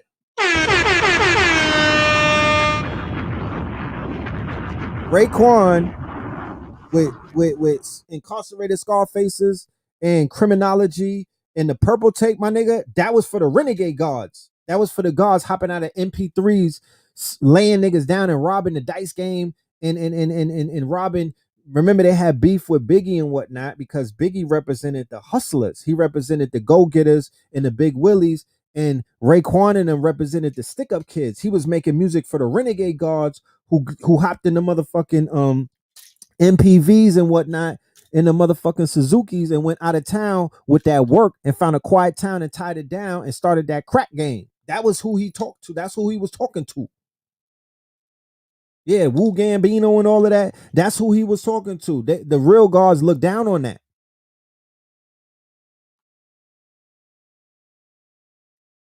Yeah, the red prison. Yeah, they would have you in a red jumpsuit on, right? Because when you go to your visit and whatnot, if you a predicate, you got to wear a red jumpsuit. You know what I mean? I took my Shahada in 91. That was before I ever thought about getting locked up, my nigga. I was a young man. I was very young. What was I, like 14 or something? But yeah, that's who they was talking to. Because you got to feed all of the gods, right? You know, it's 9 members of the Wu-Tang. Everybody is not there for the jizza. Everybody didn't show up for Inspector Deck, nigga. You know what I'm talking about? Everybody didn't show up for Bobby Digital and RZA, nigga. They showed up for that, you know, for that gun smoke, for that gun talk, for them gun bars and whatnot. And I'm not saying that Raekwon is a gangster rapper, but he was talking that shit, my nigga. Him and Ghostface was talking that shit. Even when Nas was on his Escobar shit, he was catering to the gods of the earth. Tragedy Gaddafi, he was catering to the road gods. Carmega and them, they was catering to the road gods, the gods that were rogue. Did they call them you know how you got dirty Moors? They had the dirty gods and whatnot. They was out there smoking coke, wrapped up in weed. They was doing juxes. They was laying niggas down. Old Dirty Bastard. Who the fuck do you think he was rapping for?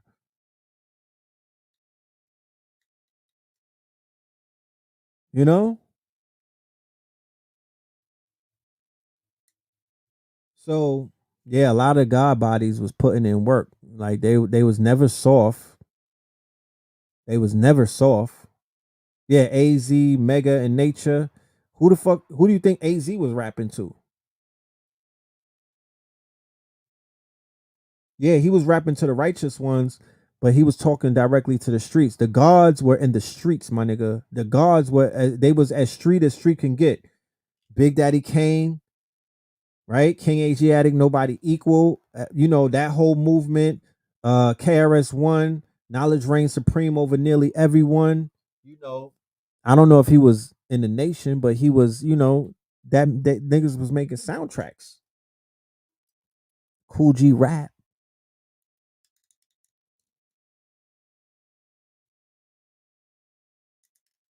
Somebody said they was smoking crack wrapped in weed. Well, it started out with coke wrapped. It was started out with coke. You know what I mean? And it probably went to crack after that. You know what I'm saying? Who do you think Rakim was talking to? Rakim Allah. Who the fuck do you think Rakim Allah was getting busy with? That was the streets, nigga. That was the hustle. That was the stick up kids. That was the jostlers. That was the pickpocketers. That was the you know what I mean? Like that was the shooters, my nigga. That's who they was representing. They said the guards would jump you for forgetting the mathematics. Yeah, they would. Yeah, they would. Yeah, they would. You know what I mean? Juice was a movie about stick up kids. It surely was. It showed you it showed you the growth of the stick up kid. It showed you the origin story of Bishop. He's the archetype for the stick up kid. You know what I'm talking about? He's the archetype for the nigga who the stick up kid who didn't need a crew. Remember, they show you in Juice how the posses and the crews got broken down to one man lone wolf armies of niggas that would go around robbing and shooting and killing each other, and you wouldn't even, it would be unsolved because it wasn't like they was doing broad day shootings and whatnot. It went from, you saw in Juice, it was four of them. It was a crew, right? It was a crew. It was a nice crew of them. And then that shit deteriorated and it just became Bishop against everybody. Yeah, man. Who do I think is better, AZ or Nas? Man, that's a hard one. I can't even answer that right now. You know, I really couldn't. Because there's some verses AZ have that I haven't heard Nas top yet. But Nas have more longevity. You know, Woolies is blunts laced with crack. Woo always rapped about that. So what's a blunt laced with coke? You know?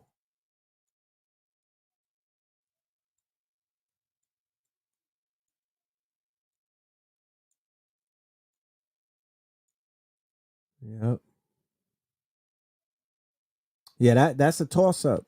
The Nas and AZ thing, that's a toss up. What about that leaky leak? Yeah, they was smoking that leaky leak too. That leaky leak was whew, that angel dust, my niggas. And I told the story about when I got slipped the angel dust blunt. That shit twisted me. For real. You know what I'm talking about? That shit twisted me. I don't know how niggas could function by smoking that. That's what I'm saying. We talk about the lean drinkers of today and the pill poppers of today. But the niggas that was out there really wilding out, right? The shooters, the ones who would be the demons of today, the demons back then, the real demons, not the niggas that was on demon time, not the block hustlers, not the niggas that stand on the corner looking tough, holding, you know what I mean? What they, not them niggas. I'm talking about demons, the niggas that come out and you don't see them. They come out and strike. They're predators. They were doing the equivalent of what the with the perky poppers, with the Percocet niggas and the lean, because it's not the lean that be having niggas go out and kill, it's the perks. You know what I'm talking about? It's them perks and whatnot. The equivalent to that was the angel dust smokers, the leaks, and the niggas with that coke and that coke, that coke and they blunts and whatnot, because that would turn niggas very grimy. You know what I mean? For anybody that's from Miami and you know about the dirty out there, them are some of the grimiest niggas. I remember being in opium and whatnot and being in sections with Trick Daddy and them niggas would come through and I'd be like, oh, who farted? You know what I'm saying? And they smoking that dirty. It's smelling stupid stink. I remember being in Take One and I was like, I gotta get out of here. I gotta get out of here. I don't feel safe.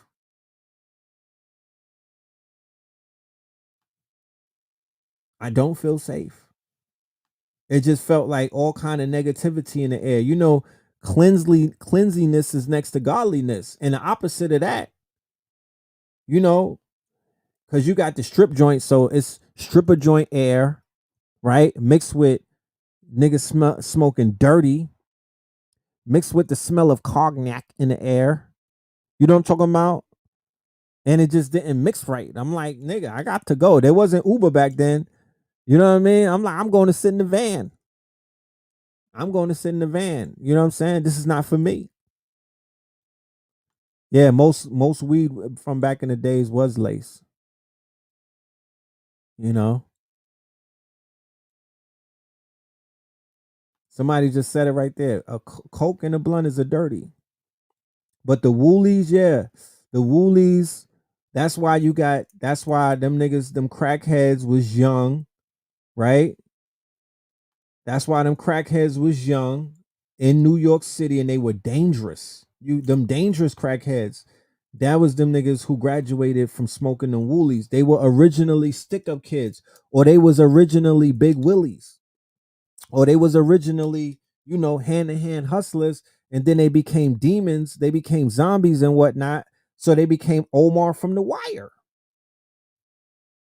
They became Omar. They became DMX. Nigga, fuck.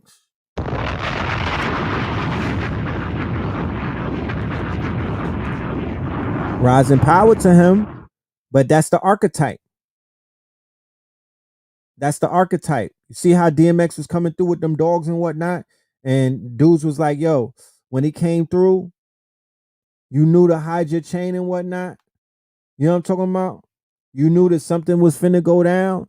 Well, that's what I'm talking about. I'm talking about there was young dudes like DMX in the hood who started out smoking dirty, and they graduated to just being straight up crackheads. And they became Omar from The Wire. They was bodying niggas. Yeah, trick daddy love that dirty. Cooley is coke and Newports. Niggas really smoke coke and Newports. Lord have mercy.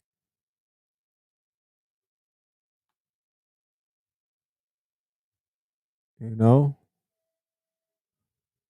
So a lot of the older generation got caught up in them heavy drugs. You feel me? The best crack movie, I don't know, New Jack City. I will go see the documentary on Netflix called Crack. You know what I mean? A lot of the crack movies are what's the word? They kind of exaggerated. You know what I mean? There's a lot of Hollywood sprinkles and whatnot. It's kind of exaggerated. So, I would say stick with the the documentary, which is on Netflix. It came out a few months ago. Yeah, I like that Griselda track. You know what I mean? The Griselda boys came. Yeah, DC was that's the boat kingdom. That's all they right. That's all they was doing out there was that boat. Cause I remember when we was going out there in '93, they was on that love boat. That shit was big out there.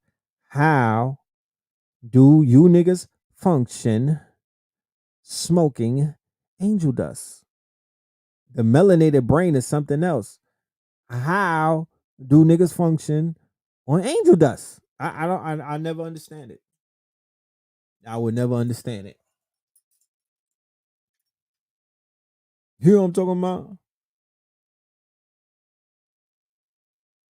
So now we have the older generation, right? The salt and pepper generation, right? Old heads like me from the 70s and the 80s and the 90s. We're pointing fingers at the younger generation who are junkies, junkie rap, and we're being judgmental, but we're not paying no homage. We're not admitting, and we're not, sitting back and reminiscing on the fact that we were plagued with some of the same quote unquote horrors as the younger generation. The thing was, a lot of the people would get locked up a lot. You know what I mean? Like, you out there on crime sprees and whatnot, niggas either get bodied or locked up. It wasn't too much of a long run that a lot of people was having. You know what I'm saying? And it wasn't as accepted back then, but this generation is more accepting of it, and they're more out with it. But nigga, a junkie is a junkie. Like, we had junkies.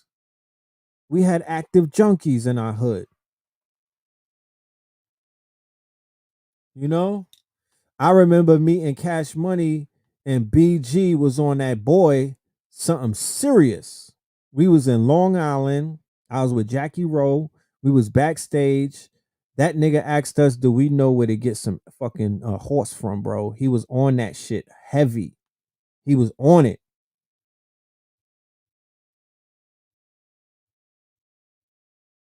He was on one, bro. I promise you. And I ain't out here talking, you know, Philly is on dippers and all perks. Yeah, I know about that.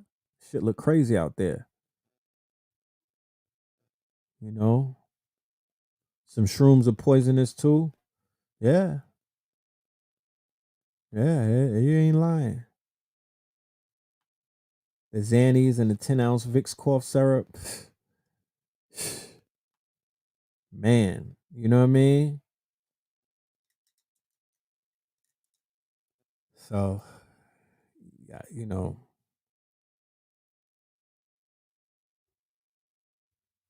Lil Wayne is addicted to that syrup. Yeah, yeah, yeah.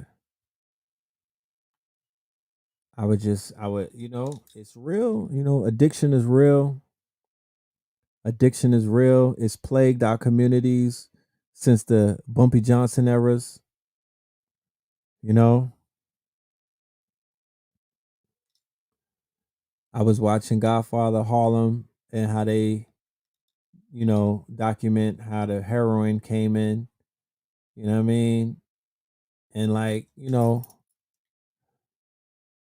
when I look at places like Black Wall Street, and when I look at the 100 Black inventors, and when I look at, the Panthers and what they went through with the Black Power movement, and, I could really see that we were on some great vibes. Like we was really headed in a direction that we were going to break the chains of this quote unquote uh oppressor, right?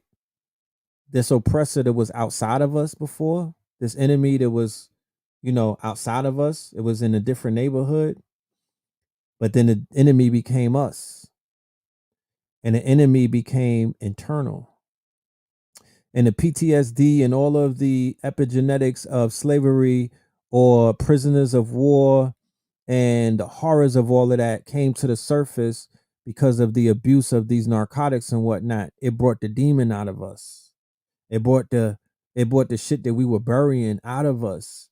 So we saw a rise in, black on black crime, murders, robberies, crimes of poverty.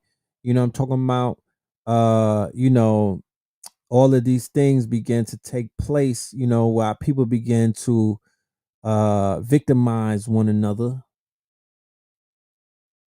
you know? And then the crack hit. And with the crack, the access to weaponry hit. I don't watch Snowfall, but allegedly they said that they're laying out the whole roadmap in Snowfall, right? So the crack hit, but before the crack hit, the heroin hit. And the heroin was doing niggas dirty. The heroin turned Harlem upside down. So even though with all of my heart, I watch Godfather Harlem, I want to love Bumpy Johnson. I want to respect Bumpy Johnson. You know what I mean? Who's being played by Forrest Whitaker. But my spirit is telling me that nigga's a black devil. You know what I'm talking about? That he's a black devil, that he contributed to the quote unquote degradation, and he put our people on a course that will never be reversed. Frank Lucas, Nicky Barnes, all of these niggas is pieces of, they are all considered to be agents of chaos and destruction. Rich and Poe and all of them. Like we got to take certain people off of these pedestals. We could still say their names and whatnot, but we have to put them in the proper context, because at the end of the day, and I'm not being judgmental and I'm not pointing fingers and I'm not acting holier than thou and whatnot, but I could only give props and I could only fuck with people who have changed in life. Shout out to Malcolm Little.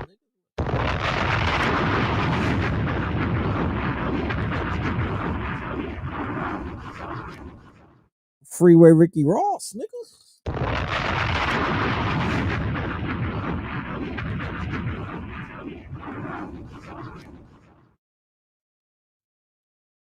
He changed.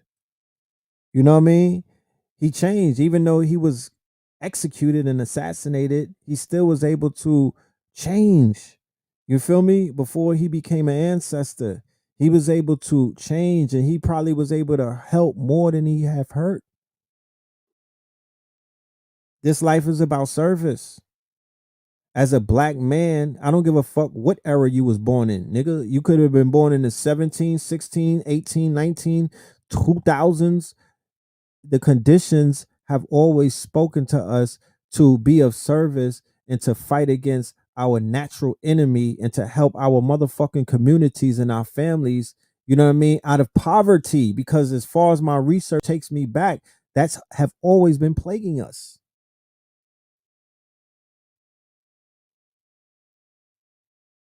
You know, that has always been plaguing us. So how the fuck could we put pedestals on people who it shows you in Godfather of Harlem? You know what I mean? They were working with them people. They were working with the Italian mafia. If anybody knows how the Italian mafia feel about black people, then anybody that's working with them is, you know what I mean, you a piece of shit. You know what I mean? And I understand the dynamics and the politics of back in those days. It was almost unavoidable because the Italians had their hands in everybody's pockets and they were terrorizing the hood in a sense. So you had to be a strong man. You had to get on your strong man shit.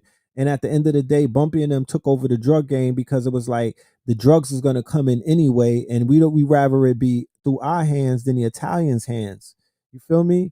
But god damn it, look what it did to our people. You know what I mean? A lot of us are born post this quote unquote plague, so we don't know. You will only really know if Netflix decides to do a fucking documentary or if you have some of these elders, because be honest with you, you know, even the elders don't be saying shit. The elders is kind of mute when it comes to shit like this. They trying to tell you and put you in a fear campaign for a whole bunch of other shit, but they don't address the drugs. They don't address the chemical warfare. And it's not like we are warlike people to whereas we done fought 3 or 4 civil wars against these people, these Europeans that are in America. Nigga, you didn't bust no grapes in a fruit fight yet, but all we've been doing is killing each other, setting each other up, backstabbing each other over these motherfucking chemicals, bro. And I'm not gonna, you can't cry over spilt milk. And to be honest with you, you know, you just gotta brush your motherfucking shoulders off and deal with it. But at the end of the day, you still have to make highlights of it because if we normalize it, then our babies is gonna grow up and be fucking dope fiends, and they're gonna be proud to be crackheads and crack sellers like my generation is, and that's a fucking shame. You know what I'm talking about? That's a goddamn shame. We come from too much greatness to be some fucking chemical dependence. We come from too much greatness. Our minds are too fucking sharp, my niggas. We have too much inventor in us to be some motherfucking dope fiends just sitting in the motherfucking corner withering away. Have you niggas been to 125th Street in Lexington lately? Wherever you live, if you live in Baltimore, that dope strip, LA, that dope strip, Philadelphia with the Camp City, that dope strip, all of these dope strips. You mean to tell me that that's your idea of beautification, my niggas? You mean to tell me that that's your idea of your melanin is popping? You mean to tell me that that's your idea of the best that we have to motherfucking offer? No. Nah. I'm not co-signing that. You know what I mean? I'm not standing with that. I don't give a fuck. You know what I mean? Niggas, you know, niggas put white suits on, but they still they put lipstick on a pig. I'm not standing next to that like that's some clean shit. I'm not standing next to that like that's black excellence. I'm not standing next to that like I have to fucking stand next to that like that represents us in our highest form, because it don't. To this day. It does not. To this day. Talk to them, my niggas. It does not. And nobody's gonna clean up our neighborhoods. Nobody's gonna clean up our communities. Nobody's gonna stop this shit but us. They can't lock enough of us up to make the shit stop. No one is gonna stop it. You already know that the government got their hand in it. You already know that the highest government officials. You already know that one of the biggest drug users is the European. You already know what it is. You know, Big Pharma is the biggest dope dealers out here. You already know what it is. And to be honest with you, they've waited out. The Europeans have waited out and they're like, you know what? These niggas are better to be controlled while they're on dope and coke and pills. You know what I'm saying? It's best to control them like this. It's not to our advantage to clean them up. Because if we clean them up, then they're gonna be looking like they did when they was marching with Garvey. If we clean them up, these niggas is gonna be wearing suits and fucking top hats like they was when they was listening to Malcolm and the Muslims in them. If we clean them up, these niggas is gonna be strong like the Panthers. They don't benefit by cleaning us up. They don't benefit by cleaning us up. If anybody been in a relationship with a dope fiend, you know how controllable they are. You control them with the dope. You know what I'm talking about? So the government is like, no, control them with the dope, nigga. Control them with the dope. We don't need to fix them. We don't need to correct them. We don't need to heal them. They didn't tell you about acupuncture. You know what I mean? They didn't legalize Iboga and other things that can help us.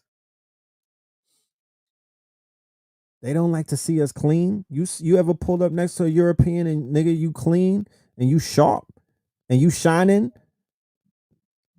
Their white fragility kicks in. That's a problem to them. They don't want to see your fucking white teeth, my nigga. They rather see your niggas crying and fucking boo-hooing and whatnot and slob coming out of your nose and whatnot. That's how they like to see you so they could drink your tears. They're more comfortable with you like that. They don't want to see niggas celebrating. Niggas celebrating is a call to 311 or 911. They're like, it's too many niggas celebrating. What's going on out here? You know what I mean? They don't want to see us healed. They don't want to see us healed because when we heal, we like, yo, they don't want to see us in unity, unified. They don't want to see us talking about the future. They don't. And for that matter, the other races who have realized how to utilize us in our lower state to benefit off of us, to stand on our fucking shoulders and to come up off of our backs and whatnot, they don't benefit. They like, you know what? Keep them in the lowly state. Keep them in a lowly state. Because in America, at the end of the day, the totem pole is us first and all of you niggas later because it's our land. No offense, but all of the offense. Fuck is you saying? To this day. To this day. You know what I'm talking about? Those same states and the resources that the Europeans supposed to be, you know what I mean? What either they're gonna give it back or somebody's gonna take it from them. Why the fuck would the Chinese want us to get it? Why would the Mexicans want us to get it? Why would the Asians want us to get it? Why would Punjabi and the Indians from India want niggas like us to get it? They trying to cut the line. Why would the Jew want us to get the real estate back? That's not advantageous to them. So whatever the European, who's the original thief, right? The original alien, the one who came over here from the tribes of the Germanic tribes, the Franks, the Goths, the Gothic ones, right? From Germany, right? The Spaniards, the crown of Spain and whatnot, and Portugal, whatever, the Franks, the French, whatever deals they have cut with these other nations, right? Whatever backroom deals that they've cut at these G20 conferences and Davos and other things, they've agreed and made a pact to make sure that you keep these niggas in their lowly state, buried in a shallow grave, like Hiram Abiff, these Masonic quote unquote organizations and whatnot. You know what I mean? These bankers and shit like that. They're all in conjunction, even with these other nations and whatnot, to keep niggas underneath their motherfucking feet. They've even told those nations, we'll come and suppress the darker tribes in your nation. We'll come and bomb Laos. We'll come and bomb Vietnam. We'll come and bomb Japan. We'll come and bomb all of the places we'll come and bomb the Middle East. We'll come into Iraq and slaughter those niggas. We'll come into, you know what I mean? Because don't think. You could ask anybody that was in the armed services what the fuck was in Iraq when they got over there. What was in Mesopotamia? You know what I'm saying? It wasn't all Arabs that you see on TV, nigga. They didn't all look like Saddam Hussein, nigga. They was blowing up niggas. What the fuck is you talking about? You know what I mean? That's the deal that they cut. In India, we're gonna help you keep these Dravidians down. We're gonna turn a blind eye to the ethnic cleansing. We're gonna deny that shit. You know what I'm talking about? China. Oh, you could do an ethnic cleansing on the Muslims. We don't know what's happening. See no evil, hear no evil. As long as you don't do it to no fucking Peckerwoods, we're good. Right? So that's what I see taking place. That everybody's in fucking game and whatnot except us. You know what I mean? We're the thoughts of the world. Niggas is passing us around and we think that everybody's our boyfriend. We're the thoughts of the world. You know what I mean? No wonder the thoughts is winning.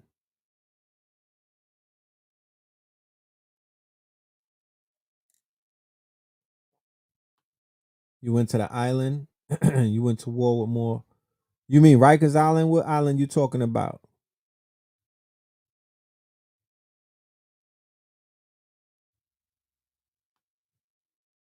Because on Rikers Island, the Mexicans wasn't a problem. It was the Puerto Ricans and the Dominicans. Shout out to them. Because I fucks with the Puerto Ricans and the Dominicans, at the end of the day. You know what I mean? But when we was on the island, there was a war taking place. The same way for my brothers in LA who see the Mexicans as their ops and whatnot when they was locked up in the prisons and shit like that. Cause that's how it goes down.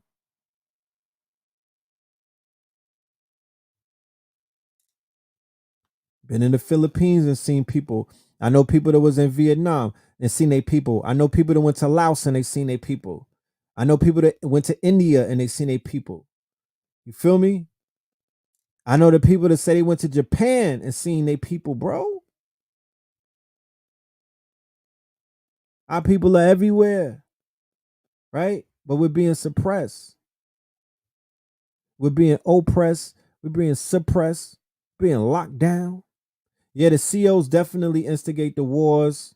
There's been lawsuits that got brought up about the COs. They had gladiator schools and whatnot. Yeah. Am I currently starting on my own country? No, I am not. Just to be honest with you, I'm not. I'm not currently working on starting my own country. You know what I mean? You know.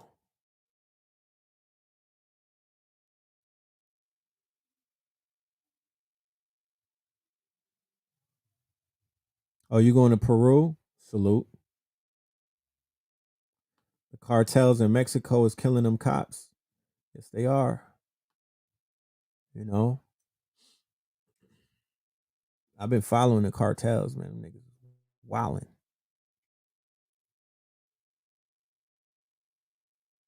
The native Hawaiians, they was melanated.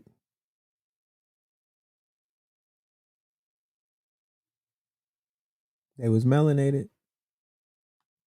You know,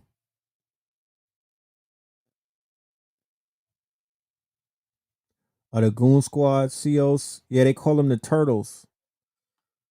I ain't been to Rikers Island in decades, so I don't know what's going on Rikers. I was reminiscing on my early childhood, which was feels like generations ago.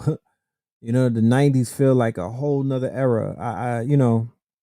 That was like different worlds, bro. That was in a parallel universe, like Danny Meyer says. Do you believe in a parallel universe? It's not, to be honest with you, when I think back on the 90s, it's a parallel universe. It's not even like this world. To be honest with you, the world changed after 9/11. From my vantage point. It's a it's a new dimension. It's a new something. I don't know what to say. I really I'm trying to come up with the words, but when I reminisce and I think about the 90s, even when I look at pictures and whatnot, alternative universe. You know what I mean? It's so much shit has happened since then. It's very alternative. I have to listen to the verses, those verses battles that they do, the verses battles between certain artists, like when DMX and Snoop went at it, when Raekwon and Ghost went at it. You know what I mean? That was how I was able to tap back in to my childhood and remember certain things that are almost permanently buried. You know what I mean? Because I got memories that are in storage and whatnot. And the only thing that seems to put them online is the music sometimes. You know?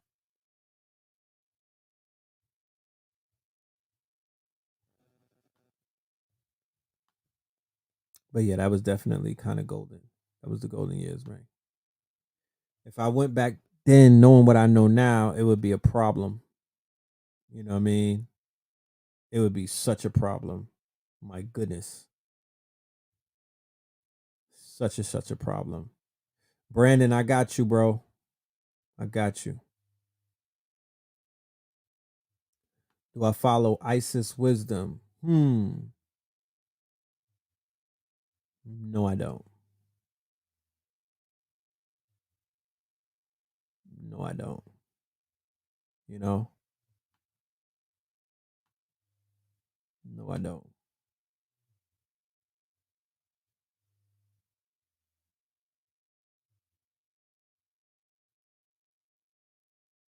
Do you know about clearing past life karmic cycles? Yeah. Yep.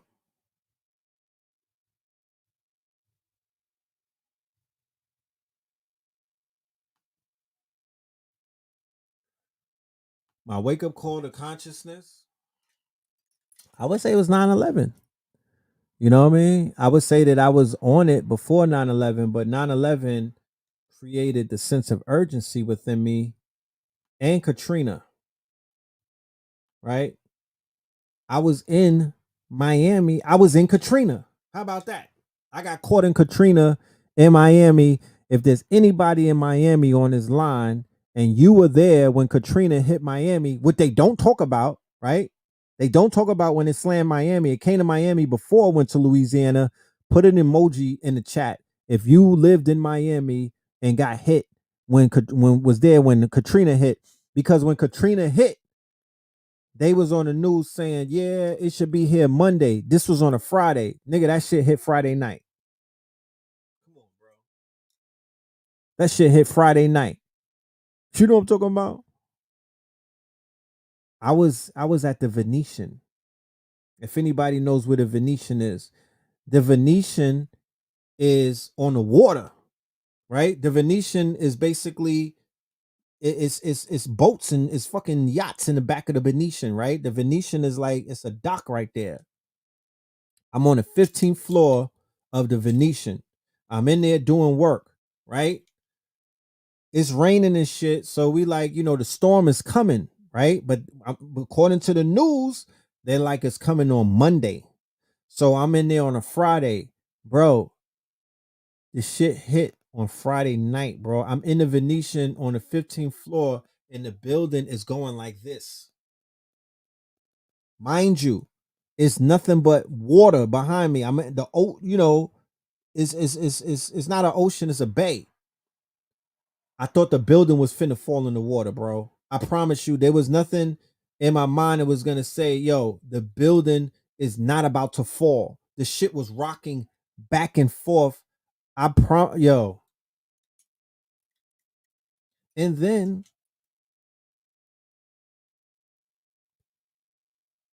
I went to right after that, I went to Vegas because it was magic.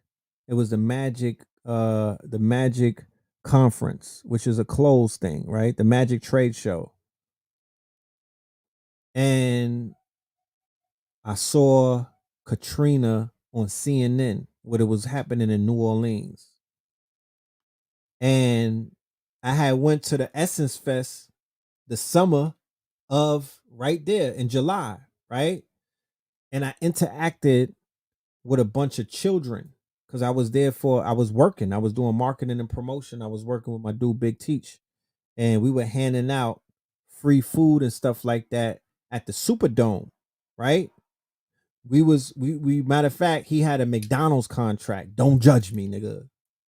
You know what I'm talking about? Don't judge me. Cause I was giving out apple slices and fucking French fries. You know what I mean? But my dude, Big Teach, he used to work marketing and promo. So he would get contracts from he would get contracts from record labels. He would get contracts from academics, the clothing line. He would get contracts from Sean John. It was just mad different contracts that would come through. So one day he was like, yo, you want to make a few $100s this weekend? I'm going to New Orleans for the Essence Fest. I think I got a McDonald's contract. So I'm like, damn, let me check my calendar, nigga. Yeah, let's go. You know what I mean? I'm like, the Essence Fest. I know what that's about. You know what I mean? I know what that means. You know what I'm saying? Some possible, you know what I'm saying? The nigga might score, you know what I mean? At the Essence Fest. So I was chasing my wood, pause, no, whatever. And was this the year that I met my son's mother? Let me do the research. Yeah, it was the year that oh my goodness. To this day. To this day. Would you look at that? No, matter of fact, it was in Vegas. Yeah, I went to the Magic Show. This wasn't the Magic Show. This was the Essence Fest. I was in New Orleans. But like I said, he was getting contracts with different, he was getting contracts with different corporations and whatnot. And they probably was giving him like $10,000. He was giving me probably $500, $750.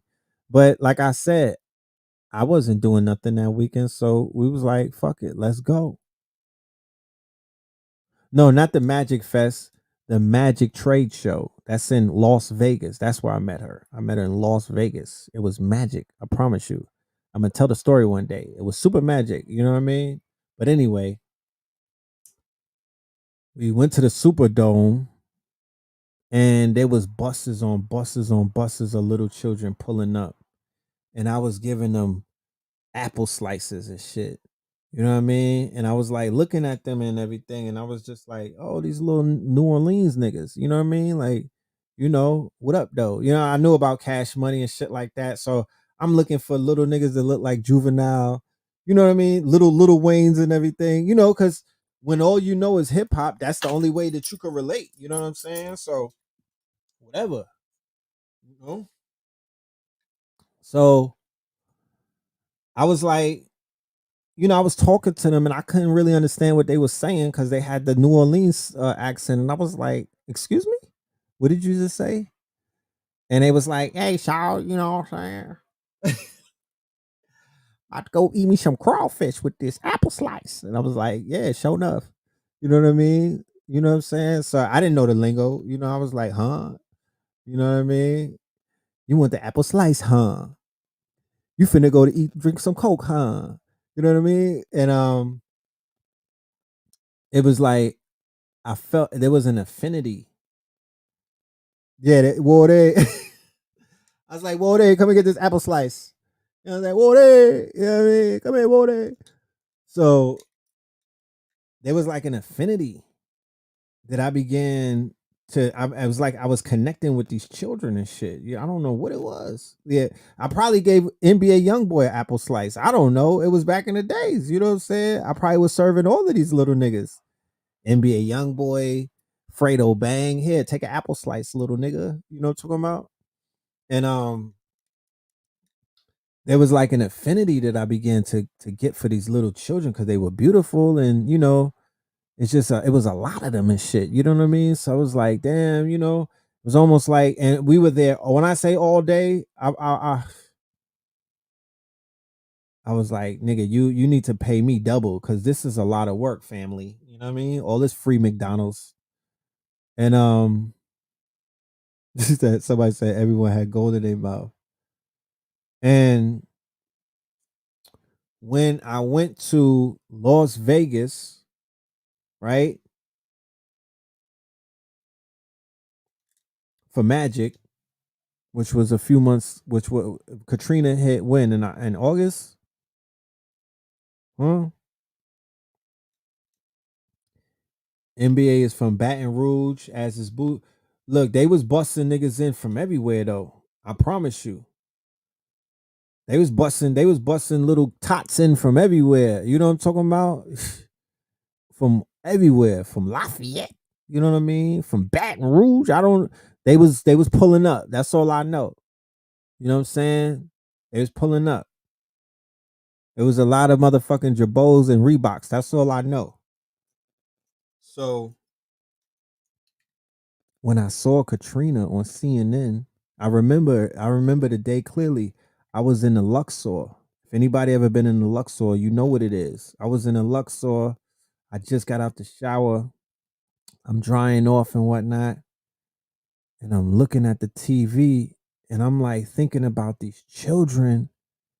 I'm like, hell to the nah. Like, that's crazy. Like, I start crying, bro. I was bawling. I couldn't even stay for the rest of the essence, for the rest of the magic show. I had to go back to Miami. I went back to Miami. I was depressed. Like, I was hurt. I was hurt, bro. My soul was hurt. My soul. I knew that there was a lot of murder taking place. I knew that I just felt the morbidity of it. You know what I mean? The morbidness of it. So when I got back to Miami, one thing led to another, and I went back to New York. Dr. Valentine was doing a lecture called Katrina Death March, right? So he was already like my favorite lecturer because of what he did after 9/11, right? He had did after 9/11, I seen a lecture by him and I was like, "Oh, this is my favorite lecture right now. This is my guy. Like this nigga's cursing. He's witty. You know what I'm talking about? He's not that stuck up because a lot of the, you know what I mean, think about it from the youth perspective. I'm outside, I'm off the porch, I'm in the trenches, you know what I mean? Even though I'm kicking that, I'm learning and everything and I'm a student, but I'm still I'm 10 toes down. I'm still in the streets. So it was like when you listen to a lecture, it was like, is Bill Cosby teaching me? You know what I'm talking about? Like some of them niggas was real Cosby like. You know what I mean? And it's a turn off because it's like I can't relate to you like that. You too smart for me. You know what I mean? Like you're too fucking perfect, my nigga. You know what I mean? You don't even say my nigga. You know what I'm talking about? And it was like I couldn't relate to some of the teachers, but then Bobby came. But I always had Sabi. You know what I mean? And to be honest with you, that was the parameter that I was kind of using because I was like, shit, Sadie keeps it funky. He's cursing, he's talking shit, he's smoking a fucking joint, he's barefoot, you know what I mean? He's winking at the shorties and everything. You know what I'm talking about? This nigga's rolling spliffs and he's dropping mad science. Like after that, I can't deal with the academic type of niggas. You know what I mean? Like I was, it was like I couldn't turn back and just be mad, quiet and shit, and cross my legs and and excuse me, sir. You know what I mean? I couldn't do that after Sabi. So when Valentine came into my life and Bobby, it was like, okay, I could fuck with these niggas because they're kind of edgy. I liked it, the edge.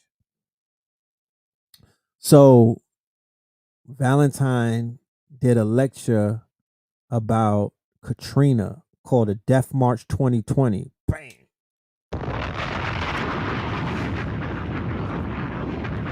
Yeah, Ajra Kwesi. My brother was on Ajra Kwesi. Ashra Kwesi. He didn't let a lot of his tapes get bootlegged, so it wasn't a lot of his collection in New York City. Because to be honest with you, the vendors and whatnot, they was out there bootlegging a lot of nigga shit. You know what I mean? And that's how we was building up our collections because we was plugged into the street vendors. But Ajra Kwesi, he was very militant about shit. So you had to go directly to him to get his stuff. And I wasn't following his movements. Like I didn't know where to get it from unless he was doing a lecture. But my brother had his hand on some of his stuff. And I was impressed. You know what I mean? That shit blew my mind when he was matching the shit on the Kemetic walls in Egypt to the Bible and all of that. And I was like, I knew it. You know what I mean? There you go. But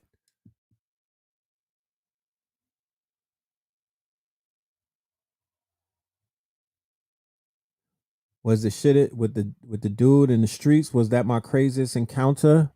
One of them. Yeah, I would say I got my top 5. That was one of them.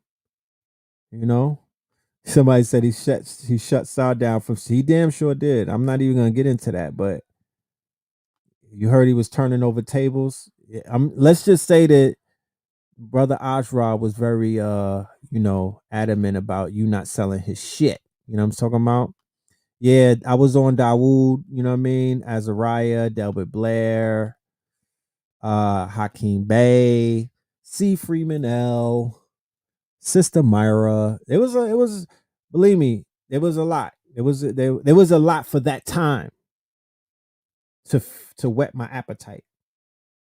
People, it's 100 million niggas on YouTube and all of these names now, so it's different. You know what I mean? But back then, you know, it was like it was a pantheon. It was about, you know what I'm saying? You didn't need a lot of people. Amos Wilson blew my mind. You know what I mean? Amos Wilson blew my mind. I seen Amos Wilson and I fainted. Let me clear that up. I was in the crib.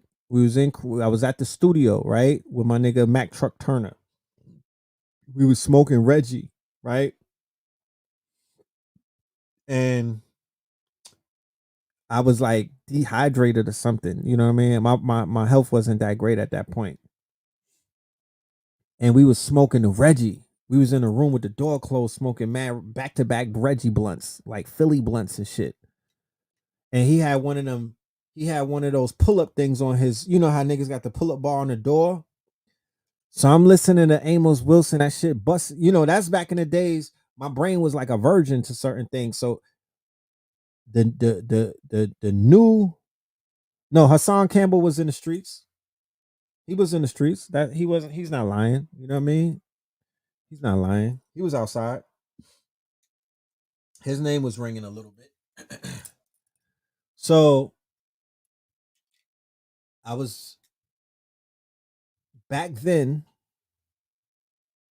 when you heard some new, there's no internet. Think about this. We're talking 02, 03, 04, 05. I mean, even if there's an internet, there's no social media. You know what I mean? You can't go on Google and research certain things. So this is the first time hearing certain concepts. I'm listening to this dude break shit down. The shit kind of had me like out of my body. So then I started doing pull-ups and I got off the pull-up bar and I just blacked out. Boom. I remember that day. But if it was not for my mind being blown, that wouldn't have happened. He blew my mind. Like he really fucked my mind up. And he blew it in a good way. Pause. Oh my God, what am I saying?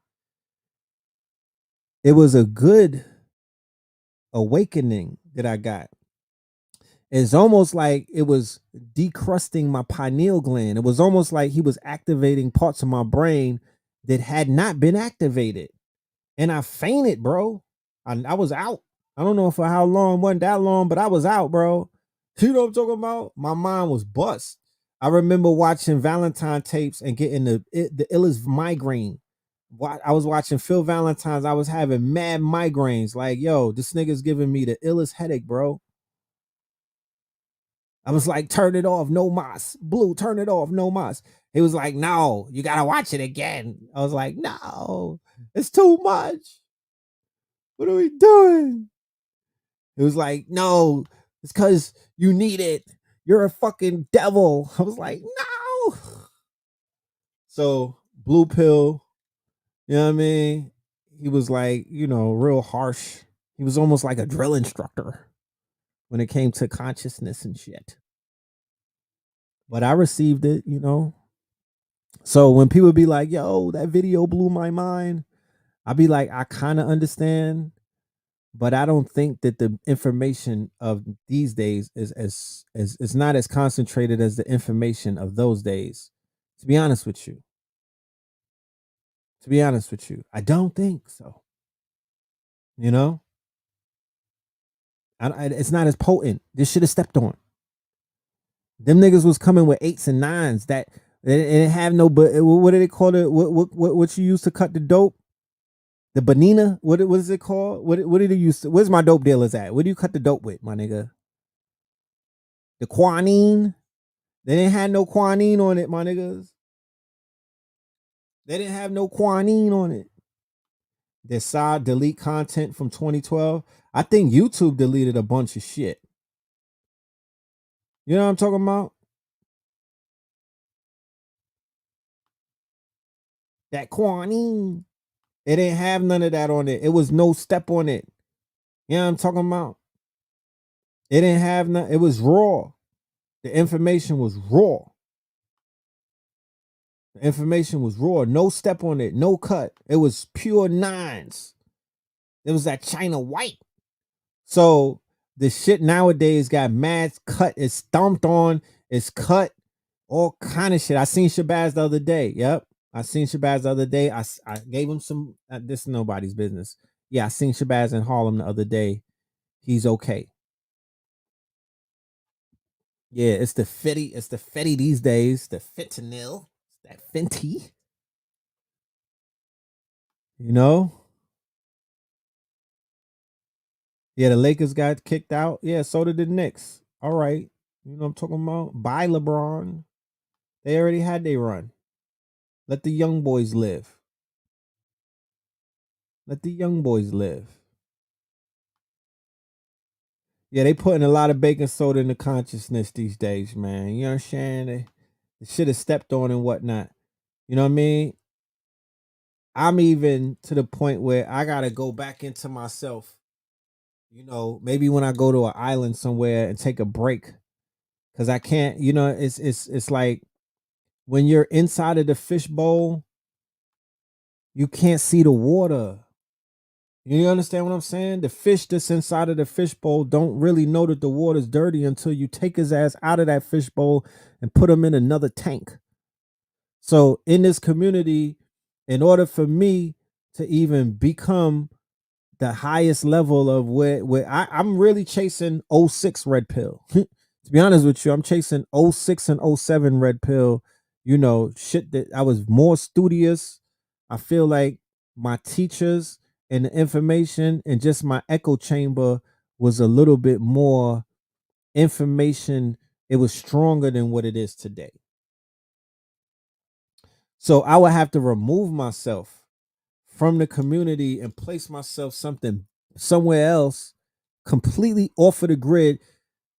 Don't watch no YouTube. Don't get the fuck off of social media. I would have to be off grid and get back into my studies to give you niggas migraines. You know what I'm talking about? And that's what I intend on doing one day. I want to give out migraines. You know, 6 hours, 7 hour master type of shit, like master teacher type shit, like going back to the motherfucking you know how Bobby Hemming used to have the shit, the acetate with the motherfucking projector. I'm going back to the projector with the black chalk on the screen. I'm writing, I'm on the chalkboard, nigga, with the eraser. That part. That's what I feel like doing one of these days. You know what I mean? Wish me luck.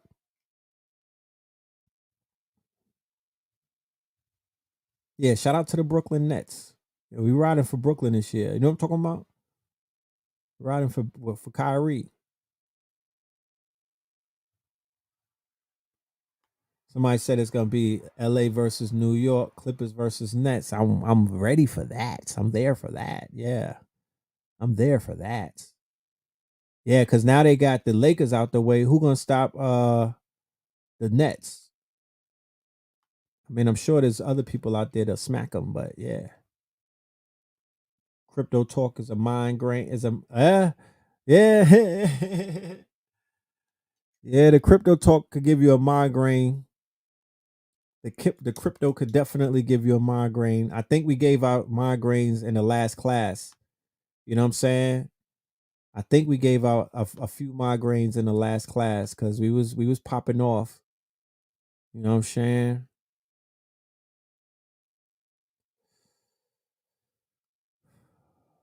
But yeah, it's somebody said we waiting on you. You know, it's coming.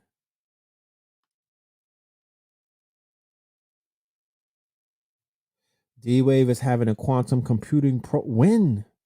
Can you send me that information? I'll put up my email. Shit, I'll pay the 7. That's nothing, my genius. That's worth it. I'll give him the 7. I'll give him the 7. You know what I'm talking about? Crypto gives you migraines. But to be honest with you, you know, accept the migraines. Right? Welcome the migraines because you know that you're learning something. When the migraines is hitting, you're breaking through some type of barrier in your brain cells. Your synapses are connecting and whatnot. Neuroplasticity, you know what I mean? You're growing new pathways and shit like that. You know what I mean? Welcome to migraines. Welcome to migraines because I promise you, you know, you will not regret it in the near future when you become one of those teachers. Do I ever think about doing a podcast? Yeah, I do. You know, crypto is hyperbolic. It is. It is. It has some shit with it, man. When I'm doing the research, that's the closest thing to give me a migraine, but it makes me excited. So it doesn't give me. I get more excited and gassed up. I get real excited about the future and today, and you know, I sometimes I get into fantasy. I start fantasizing about, oh, what could we do with this? And then of course you have the fucking regret. Oh, what about that time when I could have bought 50 bitcoins? Oh my goodness. What about when ether was $1? You know, you start beating yourself over shit like that. You got to get past that, you know. So yeah, no migraines because your emotions is not in it. That's good. You're a legend for that because that's not easy. That is not easy. But yeah, we're gonna you know, I would love to be with y'all all night. But we about to roll it. We about to wrap this shit up. You know what I'm talking about? What are my thoughts on Tyreek's new movie? It was interesting, you know. It was definitely interesting. Um, everybody that was busting a gun was doing a thing.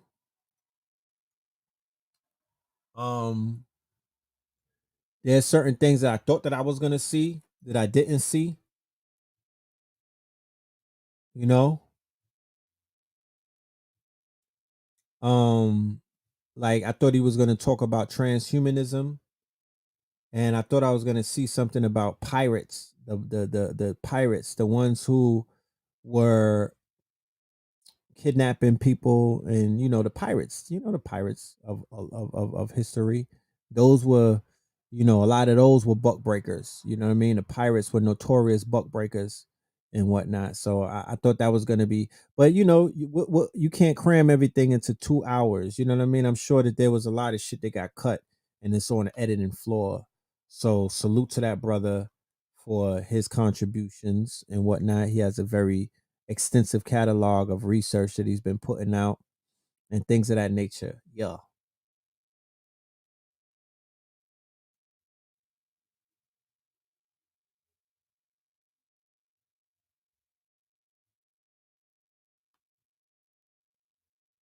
What is Man on the Moon?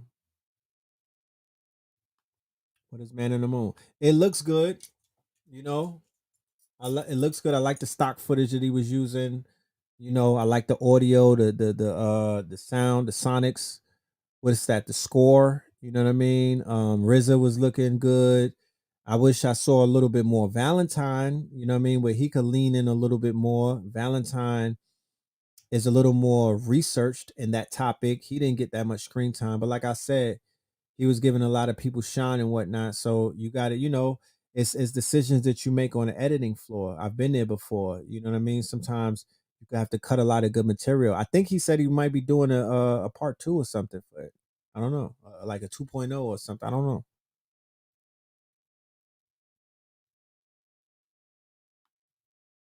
Oh, you want the for the replay? Okay, the replay is Philmoreland. If you want to get the replay for the 6 hour jump off that we did a master class on last Thursday, and it was wonderful. It was beautiful. It was historic. You know what I'm talking about? 6 hours. We went on. We touched all of these topics. Mad shit. You know what I mean? You could watch that and go directly to trading. You could go into yield farming. You know what I mean? You could go into DeFi. You could dive into DeFi and you could get your money right after watching that class. You know what I mean? You could go into the metaverse. You could go and start buying your NFTs and shit like that. Like we left nothing on the table. You know what I mean? We left nothing on the table. You know, so go and check that out. The replay is available for anybody that wants it, video on demand. It's $100. All right, the same price that the class was. You feel me? And you will definitely be receiving that on the in your email as soon as you purchase it. It's just like that. It's very easy. You know what I mean? We don't make this thing difficult. You know what I'm talking about? Oh, Dr. Fauci's leaked email. How could I forget? Is the Nick Cannon documentary on? Whew, man, I don't even want to talk about that. Like I said, you know, they silent. Niggas done silenced me about that. I can't even. I got a gag order, not from Nick Cannon, you know, just from people close to me. I got a gag order. Can't really even. I can't go. I can't go in on. I can't unwrap Nick Cannon's turban. You know what I'm saying? The way that I want to. But no, that documentary is not out. You know, it's not out. So, Dr. Fauci. Dr. Fauci. Did anybody read the emails and extent to the extent of what he wrote? This nigga's on one. So they leaked his emails from the Freedom of Information Act. They obtained thousands of emails, right? Uh, they got thousands of emails on them, and it's basically telling everybody who already knew that he was a worker, a piece of work, and that he was in on certain things, and that he was knowledgeable about the corona or the Wuhan virus originating in a lab in China. And there's so much other things that are in those emails. And it's been said that they're looking, they revoked he had a book that was coming out in Barnes and Noble. They stopped that from coming out. That's on pause. And there's been rumors about the White House looking to distance themselves from Dr. Fugazi. You know, so everybody that's running around, they got the shot, and you thought Dr. Fauci was your friend, but you didn't pay attention to the fact that he was the same person that pushed AZT in the 80s. And Dr. Sebi was at war with Dr. Fauci, right? That was one of his ops. Okay. And Dr. Fauci was behind AZT, which was the AIDS cocktail that was actually the shit that was killing niggas. You know what I'm talking about? And if y'all, Dr. Faulty, right? That's right, Jeff. And if people ignored that, family members, friends, coworkers, colleagues, you know what I mean? Um, you know, shorties that you was on a Tinder date with, you know what I'm talking about? And they ran and got the vaccination and they try to stun on you and whatnot. You know what I mean? And they didn't listen to you because you don't have Rather as your last name, as in Dan Rather.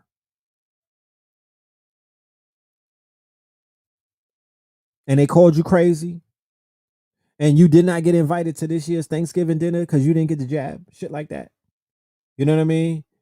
Once again, from when this started, we told you that you will be the last fucking person laughing and standing. Okay? You don't have to force your belief. You don't have to force your truths on nobody. Let them live in their truths. Their truth is we trust anything with a white coat. Their truth is we trust anything with fucking white hair. Their truth is we trust anything with blue eyes. That's their truths. And it's going to be very hard for you to take them out of their truths. Do you know how hard it is to unplug a motherfucker from the matrix? Do you know how hard it is to administer a red pill to a friend or family, even a foe? We make it look easy, but it is a horror. It is a harrowing task. Okay. It is a harrowing task. It is a stress inducing task. Okay. It's not easy. It is not easy. So, to be honest with you, you should be focusing on the people who decided not to take the jab, the people who are deciding not to be caught up in the propaganda, the people who are deciding not to live in fear. Okay.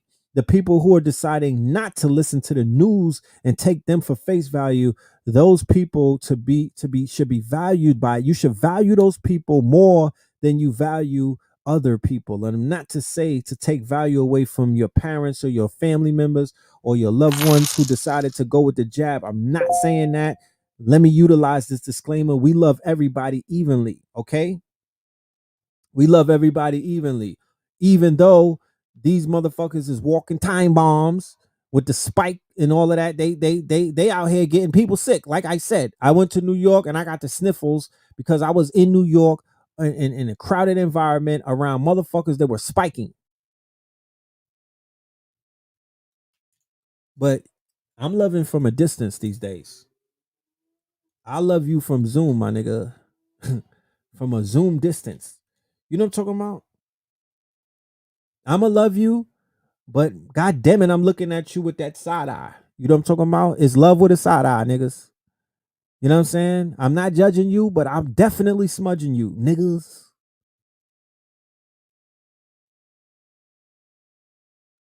I'm taking you out the will, niggas. I'm just saying, they gotta pay. You know what I'm talking about? Niggas that slept on you. Niggas gotta pay. I'm just saying. What's the price? What's the price? You know, we gonna keep our heads high. We're not gonna go low when they go high. When they go low, we're not going low. We're gonna keep our heads high. But nigga, you gotta pay. You know what I'm talking about? You didn't put me through all of this bullshit for nothing.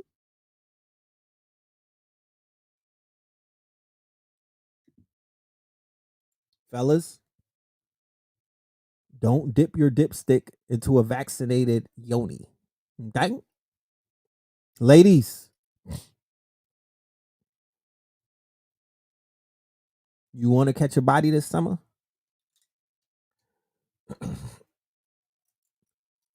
Hmm? You want to live a hot girl summer? Well, you really gonna live a hot girl summer if you fuck with one of these niggas with these toxic penises. You know what I'm talking about? A vaccinated phallus, nigga. Yeah, yeah. The summer ain't gonna be the only thing that's hot. How about that?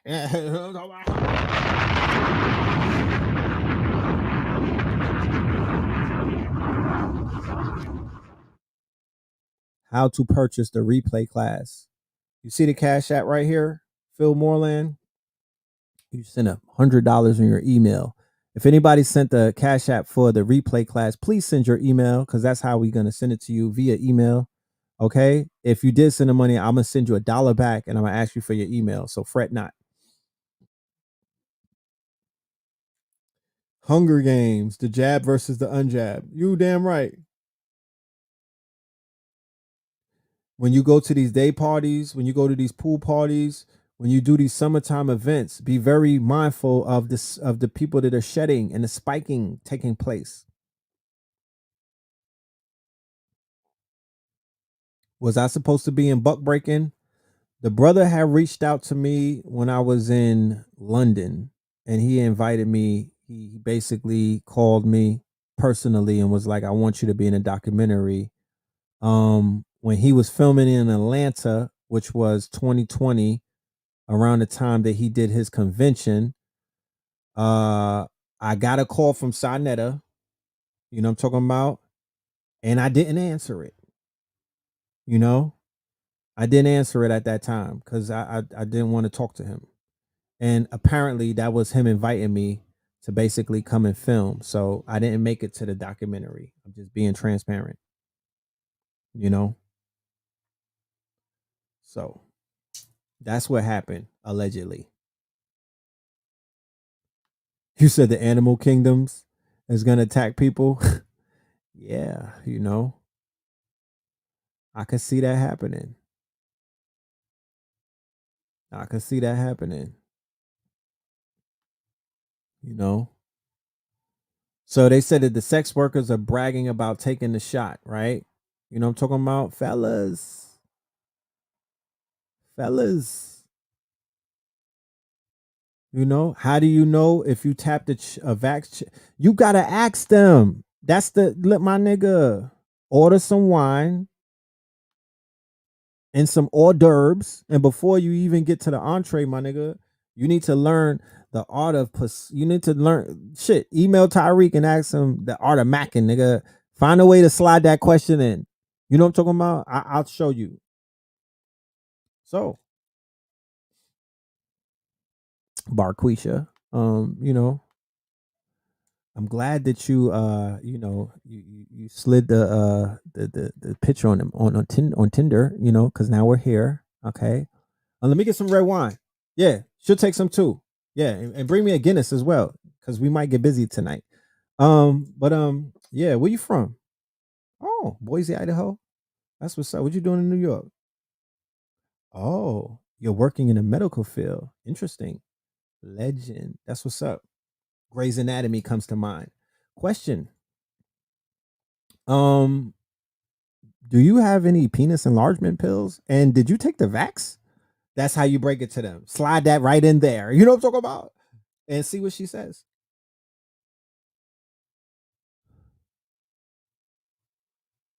You know? See what she says. You know what I'm talking about? She should tell you the truth. She should keep it real. You know what I'm talking about? She should keep it 1,000, keep it tall with you. You know what I mean? Like, sister, don't lie to me. You know what I'm saying? Or you could just, you know what I mean? You could be like, yeah, if the shit is if it's past the first date and shit is getting real, you could be like, yeah, you know what I'm saying? You know, I wanted to surprise you, beloved. You know what I mean? We're gonna go to the playoff game. Talk black to me. Yeah, that's right. Yeah. The Nets versus the Clippers. Yeah, I'm on that time. Yeah. Yeah. And we got floor seats. Yeah. Wear your stilettos. Wear your stilettos. That's right. But you know, the shit with the floor seats is that you need the vaccine passport. Man, I got mine. You got yours? And see what she says. You gotta be slick with it. You gotta be slick with it. Kevin Samuel style. The art of interrogations. You know what I mean? And if she be like, "Oh, boo," but I'm gonna go get my shot. Don't worry. I'll be like, "Nah, I was just playing. we in the nosebleed seats with the non-vaccinated niggas. I was just fucking with you. You my boo. Like, you want to have sex? That part. To this day. To this day. You know, because niggas is outside this summer, so you already know it's gonna be. You know what I'm saying? This is gonna be the summer of love. Talk black to me. Yeah, I've heard the plans that a lot of ladies are having on. Yes, this is going to be the summer of free love. It's going to be a lot of people are catching up to the summer that they missed, along with a few other months. Niggas was lonely. You know what I mean? Watched all the videos on Pornhub, so they ready to get right. You know what I mean? So, before you dive in, my friend, you better make sure you know what I'm talking about. You better ask some questions. You know, you'll fuck around and get some toxic box. You know what I'm saying? And it's game over after that. You know what I mean? Somebody said, "What if we use a rubber, bruh? That COVID is going through rubbers." Last time I checked, that shit going through rubbers, nigga. What are you talking about?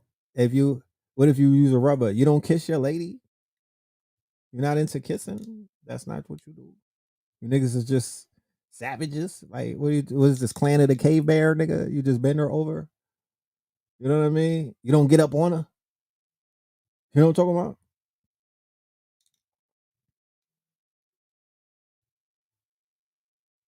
I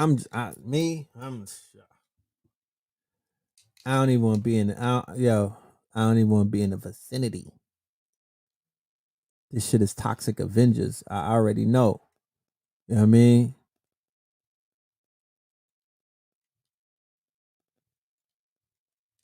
Before you wax, ask if they're vax. You know that they're gonna start a campaign.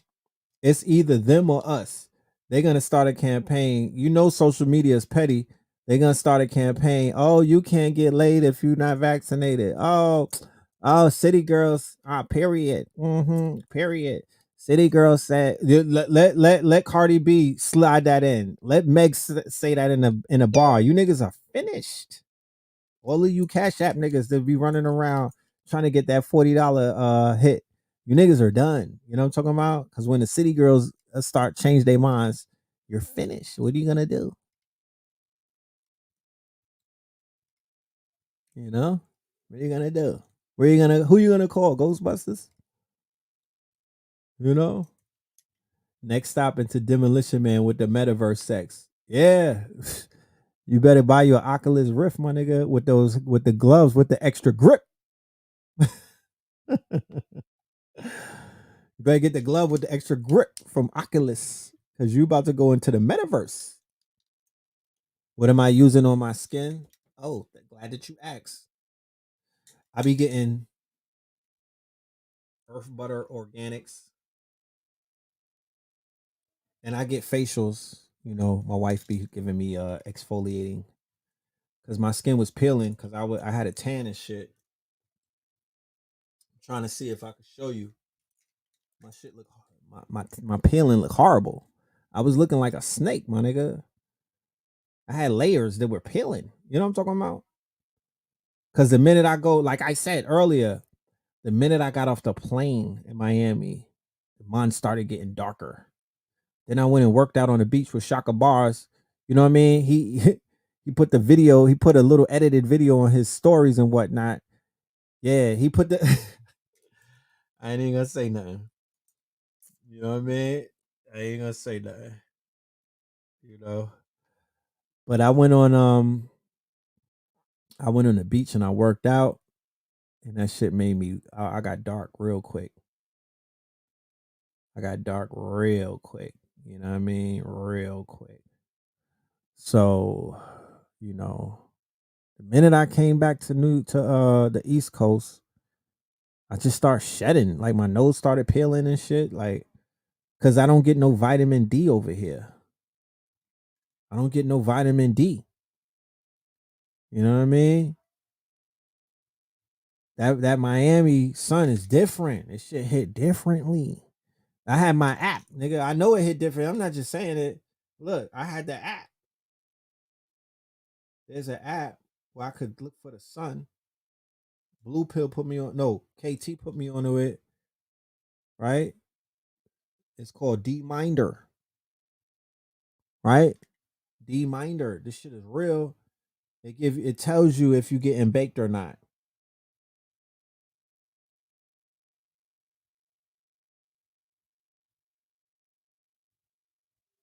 See? It tells you the strength of the sun where you're at.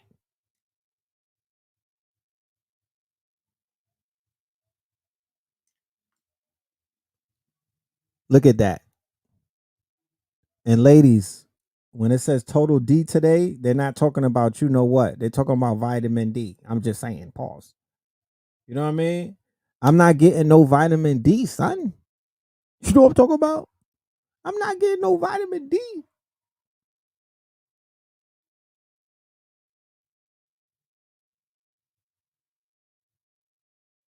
This is very detailed. Look, it's science. This is very much detail. You know what I'm saying? You see the details? So this app is called D-Minder. You see the sun one? It says D-Minder. Right? D-Minder. You should download that, family. I think it's like $4 or something. It's a few dollars.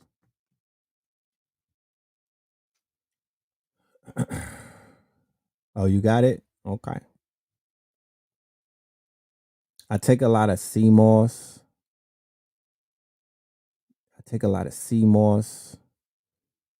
I got a lot of, gold water, shit like that. You know what I'm saying? Things like that.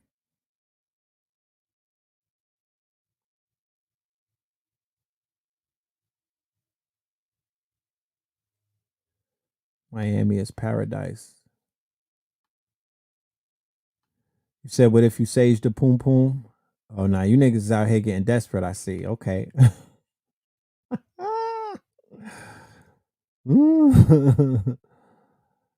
Oh, man. Pine pollen is a great source of D3. Yes, sir.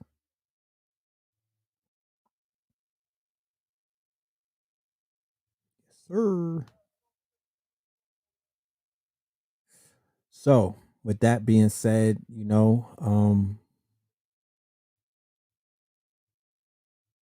he says sage like it's spiritual.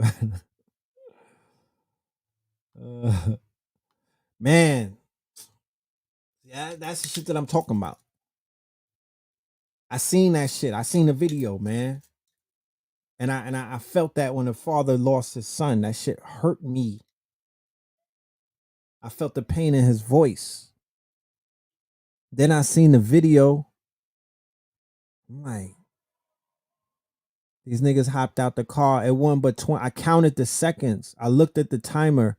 It's 3 of them. They hopped out the car, and in 20 something seconds, they shot 20 something people, bro. And to be honest with you, somebody said that's why you got to keep your scrap. The way that it went down, how the fuck, unless you quick draw McGraw, the way that they came in and started hitting and got out, you couldn't even. I mean, the shock was so fast. It's like, unless you are trained to battle military wise, how the hell was you gonna prepare for that ambush? That was crazy. They shot into a whole crowd of innocent people and caught bodies. They were shooting with, like I said, I've said it before, these little niggas is running around with Call of Duty military grade weapons. Shit crazy, bro. Nah, that wasn't today. That was like last week. You know what I mean? It was out there on the internet. I seen the car shooting in the parking lot. They was too far away. By the time they was shooting, them niggas was gone. If you see the clip, they hopped out, sprayed that shit, and by the time they got to the car, it was already pulling off. I counted 20 seconds. And the third just passed. That's crazy. That's crazy. Them people never saw it coming. You know what I mean? And they shot people going inside the club. They didn't go in the club. They shot niggas on the line at the club. Like, what the fuck? Now you can't even go and stand on the line. Then they had the shooting with the baby in them at Prime 112. And come on, like, this shit getting out of hand. You know? It's a lot of getting out of hand. There's a lot of shit going on getting out of hand. You know what I mean? And the summer just started. So it's like, with all of these rap beefs, these little niggas is out here spraying each other up. You already know, I showed you a video that showed 200 rappers got killed in 2020. 200. No cap. With Pop Smoke included, and a few other people that are known. But there's a lot of brothers and sisters that are not known. There's overdoses, car crashes, and gunshots and heart attacks. That was the most cause for the people getting killed. Overdoses, right? From the lean and the pills, heart attacks, car crashes, motherfuckers speeding in them Hellcats, and straight up gun violence, right? That was the main killer of 200 rappers in the year 2020. I don't even know what the count is this year. I don't know what the count is this year, but yeah, Red Summer, my niggas. You know what I'm talking about? Red Summer. I don't want the women. Don't go and watch that video. Don't traumatize yourself. You don't need it. You know that there's a war going on in the streets and whatnot. I wouldn't suggest nobody going watch no shit like that. You don't want to see shit like that. That's not for the you know, stick to the fantasies if that's what you into. You know what I mean? But I don't want to lead you to the carnage. I don't want to lead you to the carnage. You know? Yeah. They had the 12-year-old got in the shootout with the police. You know what I mean? It's all GTA. People talking about, oh, the video game is not influencing them. Look at how look how they shooting these days. They carjacking and they running down. It's all the shit look just like GTA when you look at the clip. All of the shootings they New York City, they had a clip where they was in the Bronx, dude shot 4 people outside of a store. You know what I mean? The shit looked like Grand Theft Auto, bro. It don't look nothing. It looked like Grand Theft Auto, and then you have certain scenes where these niggas just look like they playing Call of Duty, but they're being heavily influenced. They playing these games. They popping the pills. They listening to the drill music, and they going out and they drilling. They spinning the block, man. I don't give a fuck what nobody say. This is GTA. Yeah, the blicky got hot. Yeah, put it in the box. You know what I mean? Yeah, my son be sneaking to play that shit, but he know when I'm around, he's playing his little basketball and his sports and whatnot. I'm not fucking with none of them shoot 'em up games and whatnot. So these little niggas can fantasize about being killers and shooters and whatnot and getting down with little baby and fucking little Dirk. You know what I'm saying? That's these niggas' career choices right now. So if I know one thing, I know that we're not going to finish the summer before this becomes a topic that the community and the culture is going to have to address. It's going to have to be addressed. You know what I'm talking about? It's going to have to be addressed, and it will be. So, you know,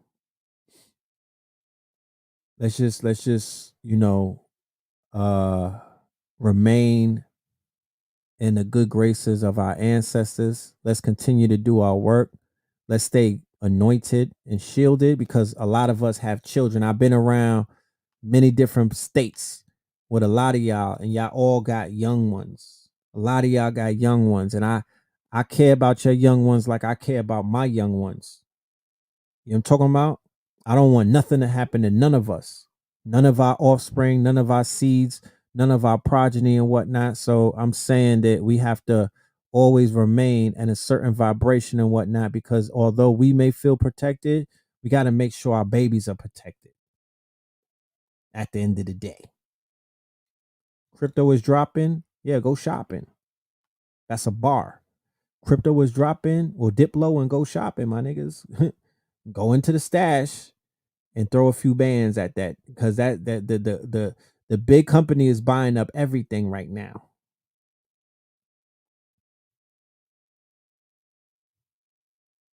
You know what I mean? They buying up everything. Oh, you came for the God frequency? That's what's up. You want the necklace that I'm wearing? Which one? This one? This was given to me by Sufis. I don't know if they sell it. And this one is Sister Majade, right? My jeweler. I don't even know. She's down south somewhere. But hit me on the email and I'll try to link you with her. Oh, this hat. This is Herb and I. Right? Herb and I. see it? Herb and I. Go and look them up on Instagram. They gifted me this.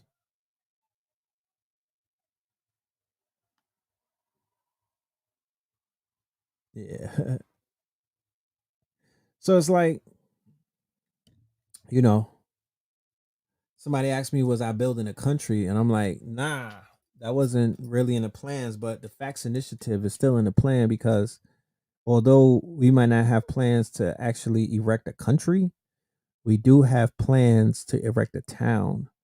We do have plans to erect somewhere that's outside of the outskirts of these big cities and whatnot, where we could reconvene and we could get together and we could actually entertain a living situation. You know what I'm talking about? That's something that I'm definitely in the works because to be honest with you, I've been sitting around for months trying to figure out what's the best place to move. And I'm really kind of coming up with blanks. Like I said, you know, and the options are kind of like, you know, it's Texas, Florida, Georgia. You know what I mean? Like those are slim choices. And to be honest with you, I don't really want it. There's nowhere that has me really like I need to go there. My spirit is bringing me there. My spirit is calling me to come there. Like that's the place to be. There's nowhere like that right now for me. So why not Atlanta? Uh, I love Atlanta. Don't get it twisted. Atlanta's beautiful. Atlanta's progressive. Atlanta's electrified. Atlanta, my family's out there. You know what I mean? Like Atlanta is Atlanta, you know. But when I left Atlanta, I didn't feel like there was something pulling me back. Like I didn't get that feeling like I gotta go back. I need to be back in Atlanta. Like I have to be there. Atlanta's a jump point. Atlanta's a jump point. Atlanta's to be it's a foundation to jump into other places. You know, that's how I see the A. You know what I mean? We were looking at some land. It's a few hours away from Atlanta when I was in Atlanta, and to be honest with you, you know that would be the best place that I would want to go, and that's kind of like really off the. That's super off the grid. That's super off the grid. That's like you know what I mean. I'm around Billy Bob Thornton and them. Would I ever build in Africa?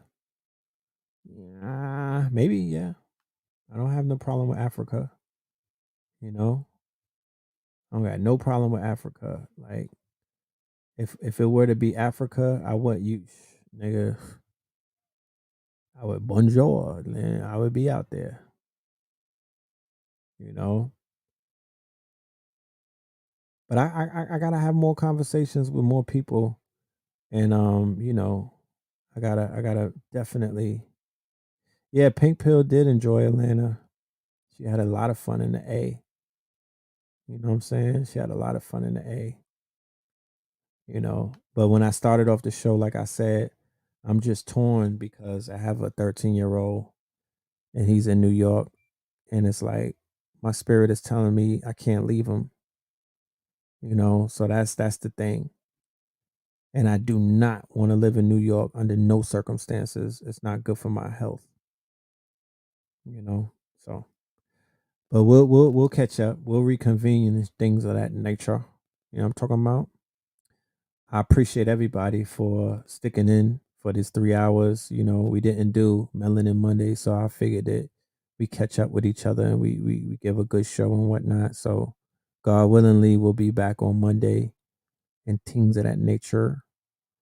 Um, yeah. With that being said, love and light to the family. We're gonna end the show with a song off of the Red Summer album. All right, make sure y'all go and get that Red Summer album.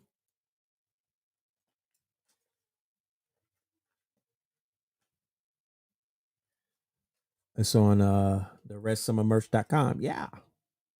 All right. China Flow. Peace. Red Summer. Yeah, Pillow, Red, yeah, Scorpion, Red Summers. The president still acting unpresidential. Bitch, I'm in the Bronx with the evil in my residential. It was all emojis, it was never mental. The silver spoon is under fire, and the pressure vented. The times that we living in unprecedented. We went from doing a Dougie, fresh and vintage. Now the rhymes, they all pessimistic. They hashtagging black girl magic, just finesse the mystics. They impressed with quick chicks, only savages with less sadistic. They being less specific, no metaphysics. So many butter biscuit, they need extra biscuit. We had the blessed district, fresh to death. We was dressed in drip. They worship lesser gods with the lesser mystics. Cocksuckers on their breath is fish sticks. They think Takashi, yeah, they won't protect the witness. They think Takashi, yeah, they won't protect the witness.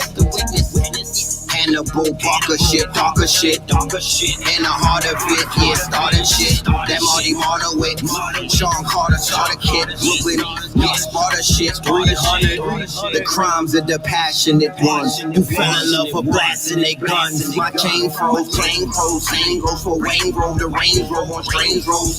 Dr. Strange mode on strange pose. Like the brain rearrange codes. 360 spinning Philly like a plane roll. 365 spinning Philly like a game host. 444 degrees on the range stove.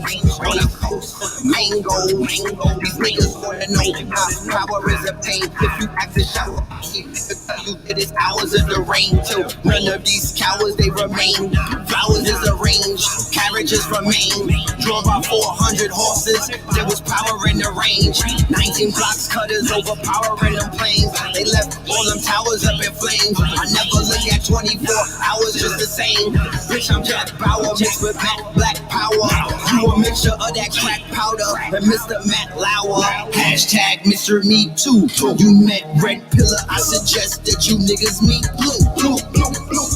Yo, in the land of the brave, in the home of the giants, she was COVID compliant, she was COVID defiant. That was potent, reliant, we exposing these tyrants. Composed of the science, we not posing or trying. Controlling the climates, yeah, we mold these environments. Scientists with client lists, Midas touch with iron fist. Holding arms, only way to catch these gems. Texas with an open palm, equestrians on open farm. Toting on that potent wand, rolling farms, coat of arms, Olmekian. Kicking doors, waving 44s, they wouldn't let me in.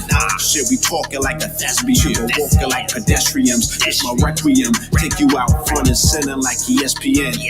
In the middle of the action, spitting with a passion. You get riddled if you passin'. Shit, no dribble, we just passing off the scribble, we just cashing. Expand the vote, play above the rim. Earl a goat, man a goat. I turn from man a hole, can a hole. Let them hammers go, split your cantaloupe. Niggas the envelope to stop me from slut shaming all these bitch niggas. Yeah, your man's a hoe, the only antidote to split his cantaloupe. Leave you bloody like an antelope with Serengetis. Get ready, shit, no introductions necessary. We legendary, yeah, the story still unfolds. Yeah, they taking up like secretaries. Yeah, the heart is like the message heavy. About that life, but what we represent. Mystics in the forest, scientific witness Morris. All the shit I spit historic, like every day is February. Shit, you like it, I adore it. Shit, I write it, then record it, recite it, and perform it. Excitement, I'm all for it. Like biting like walrus.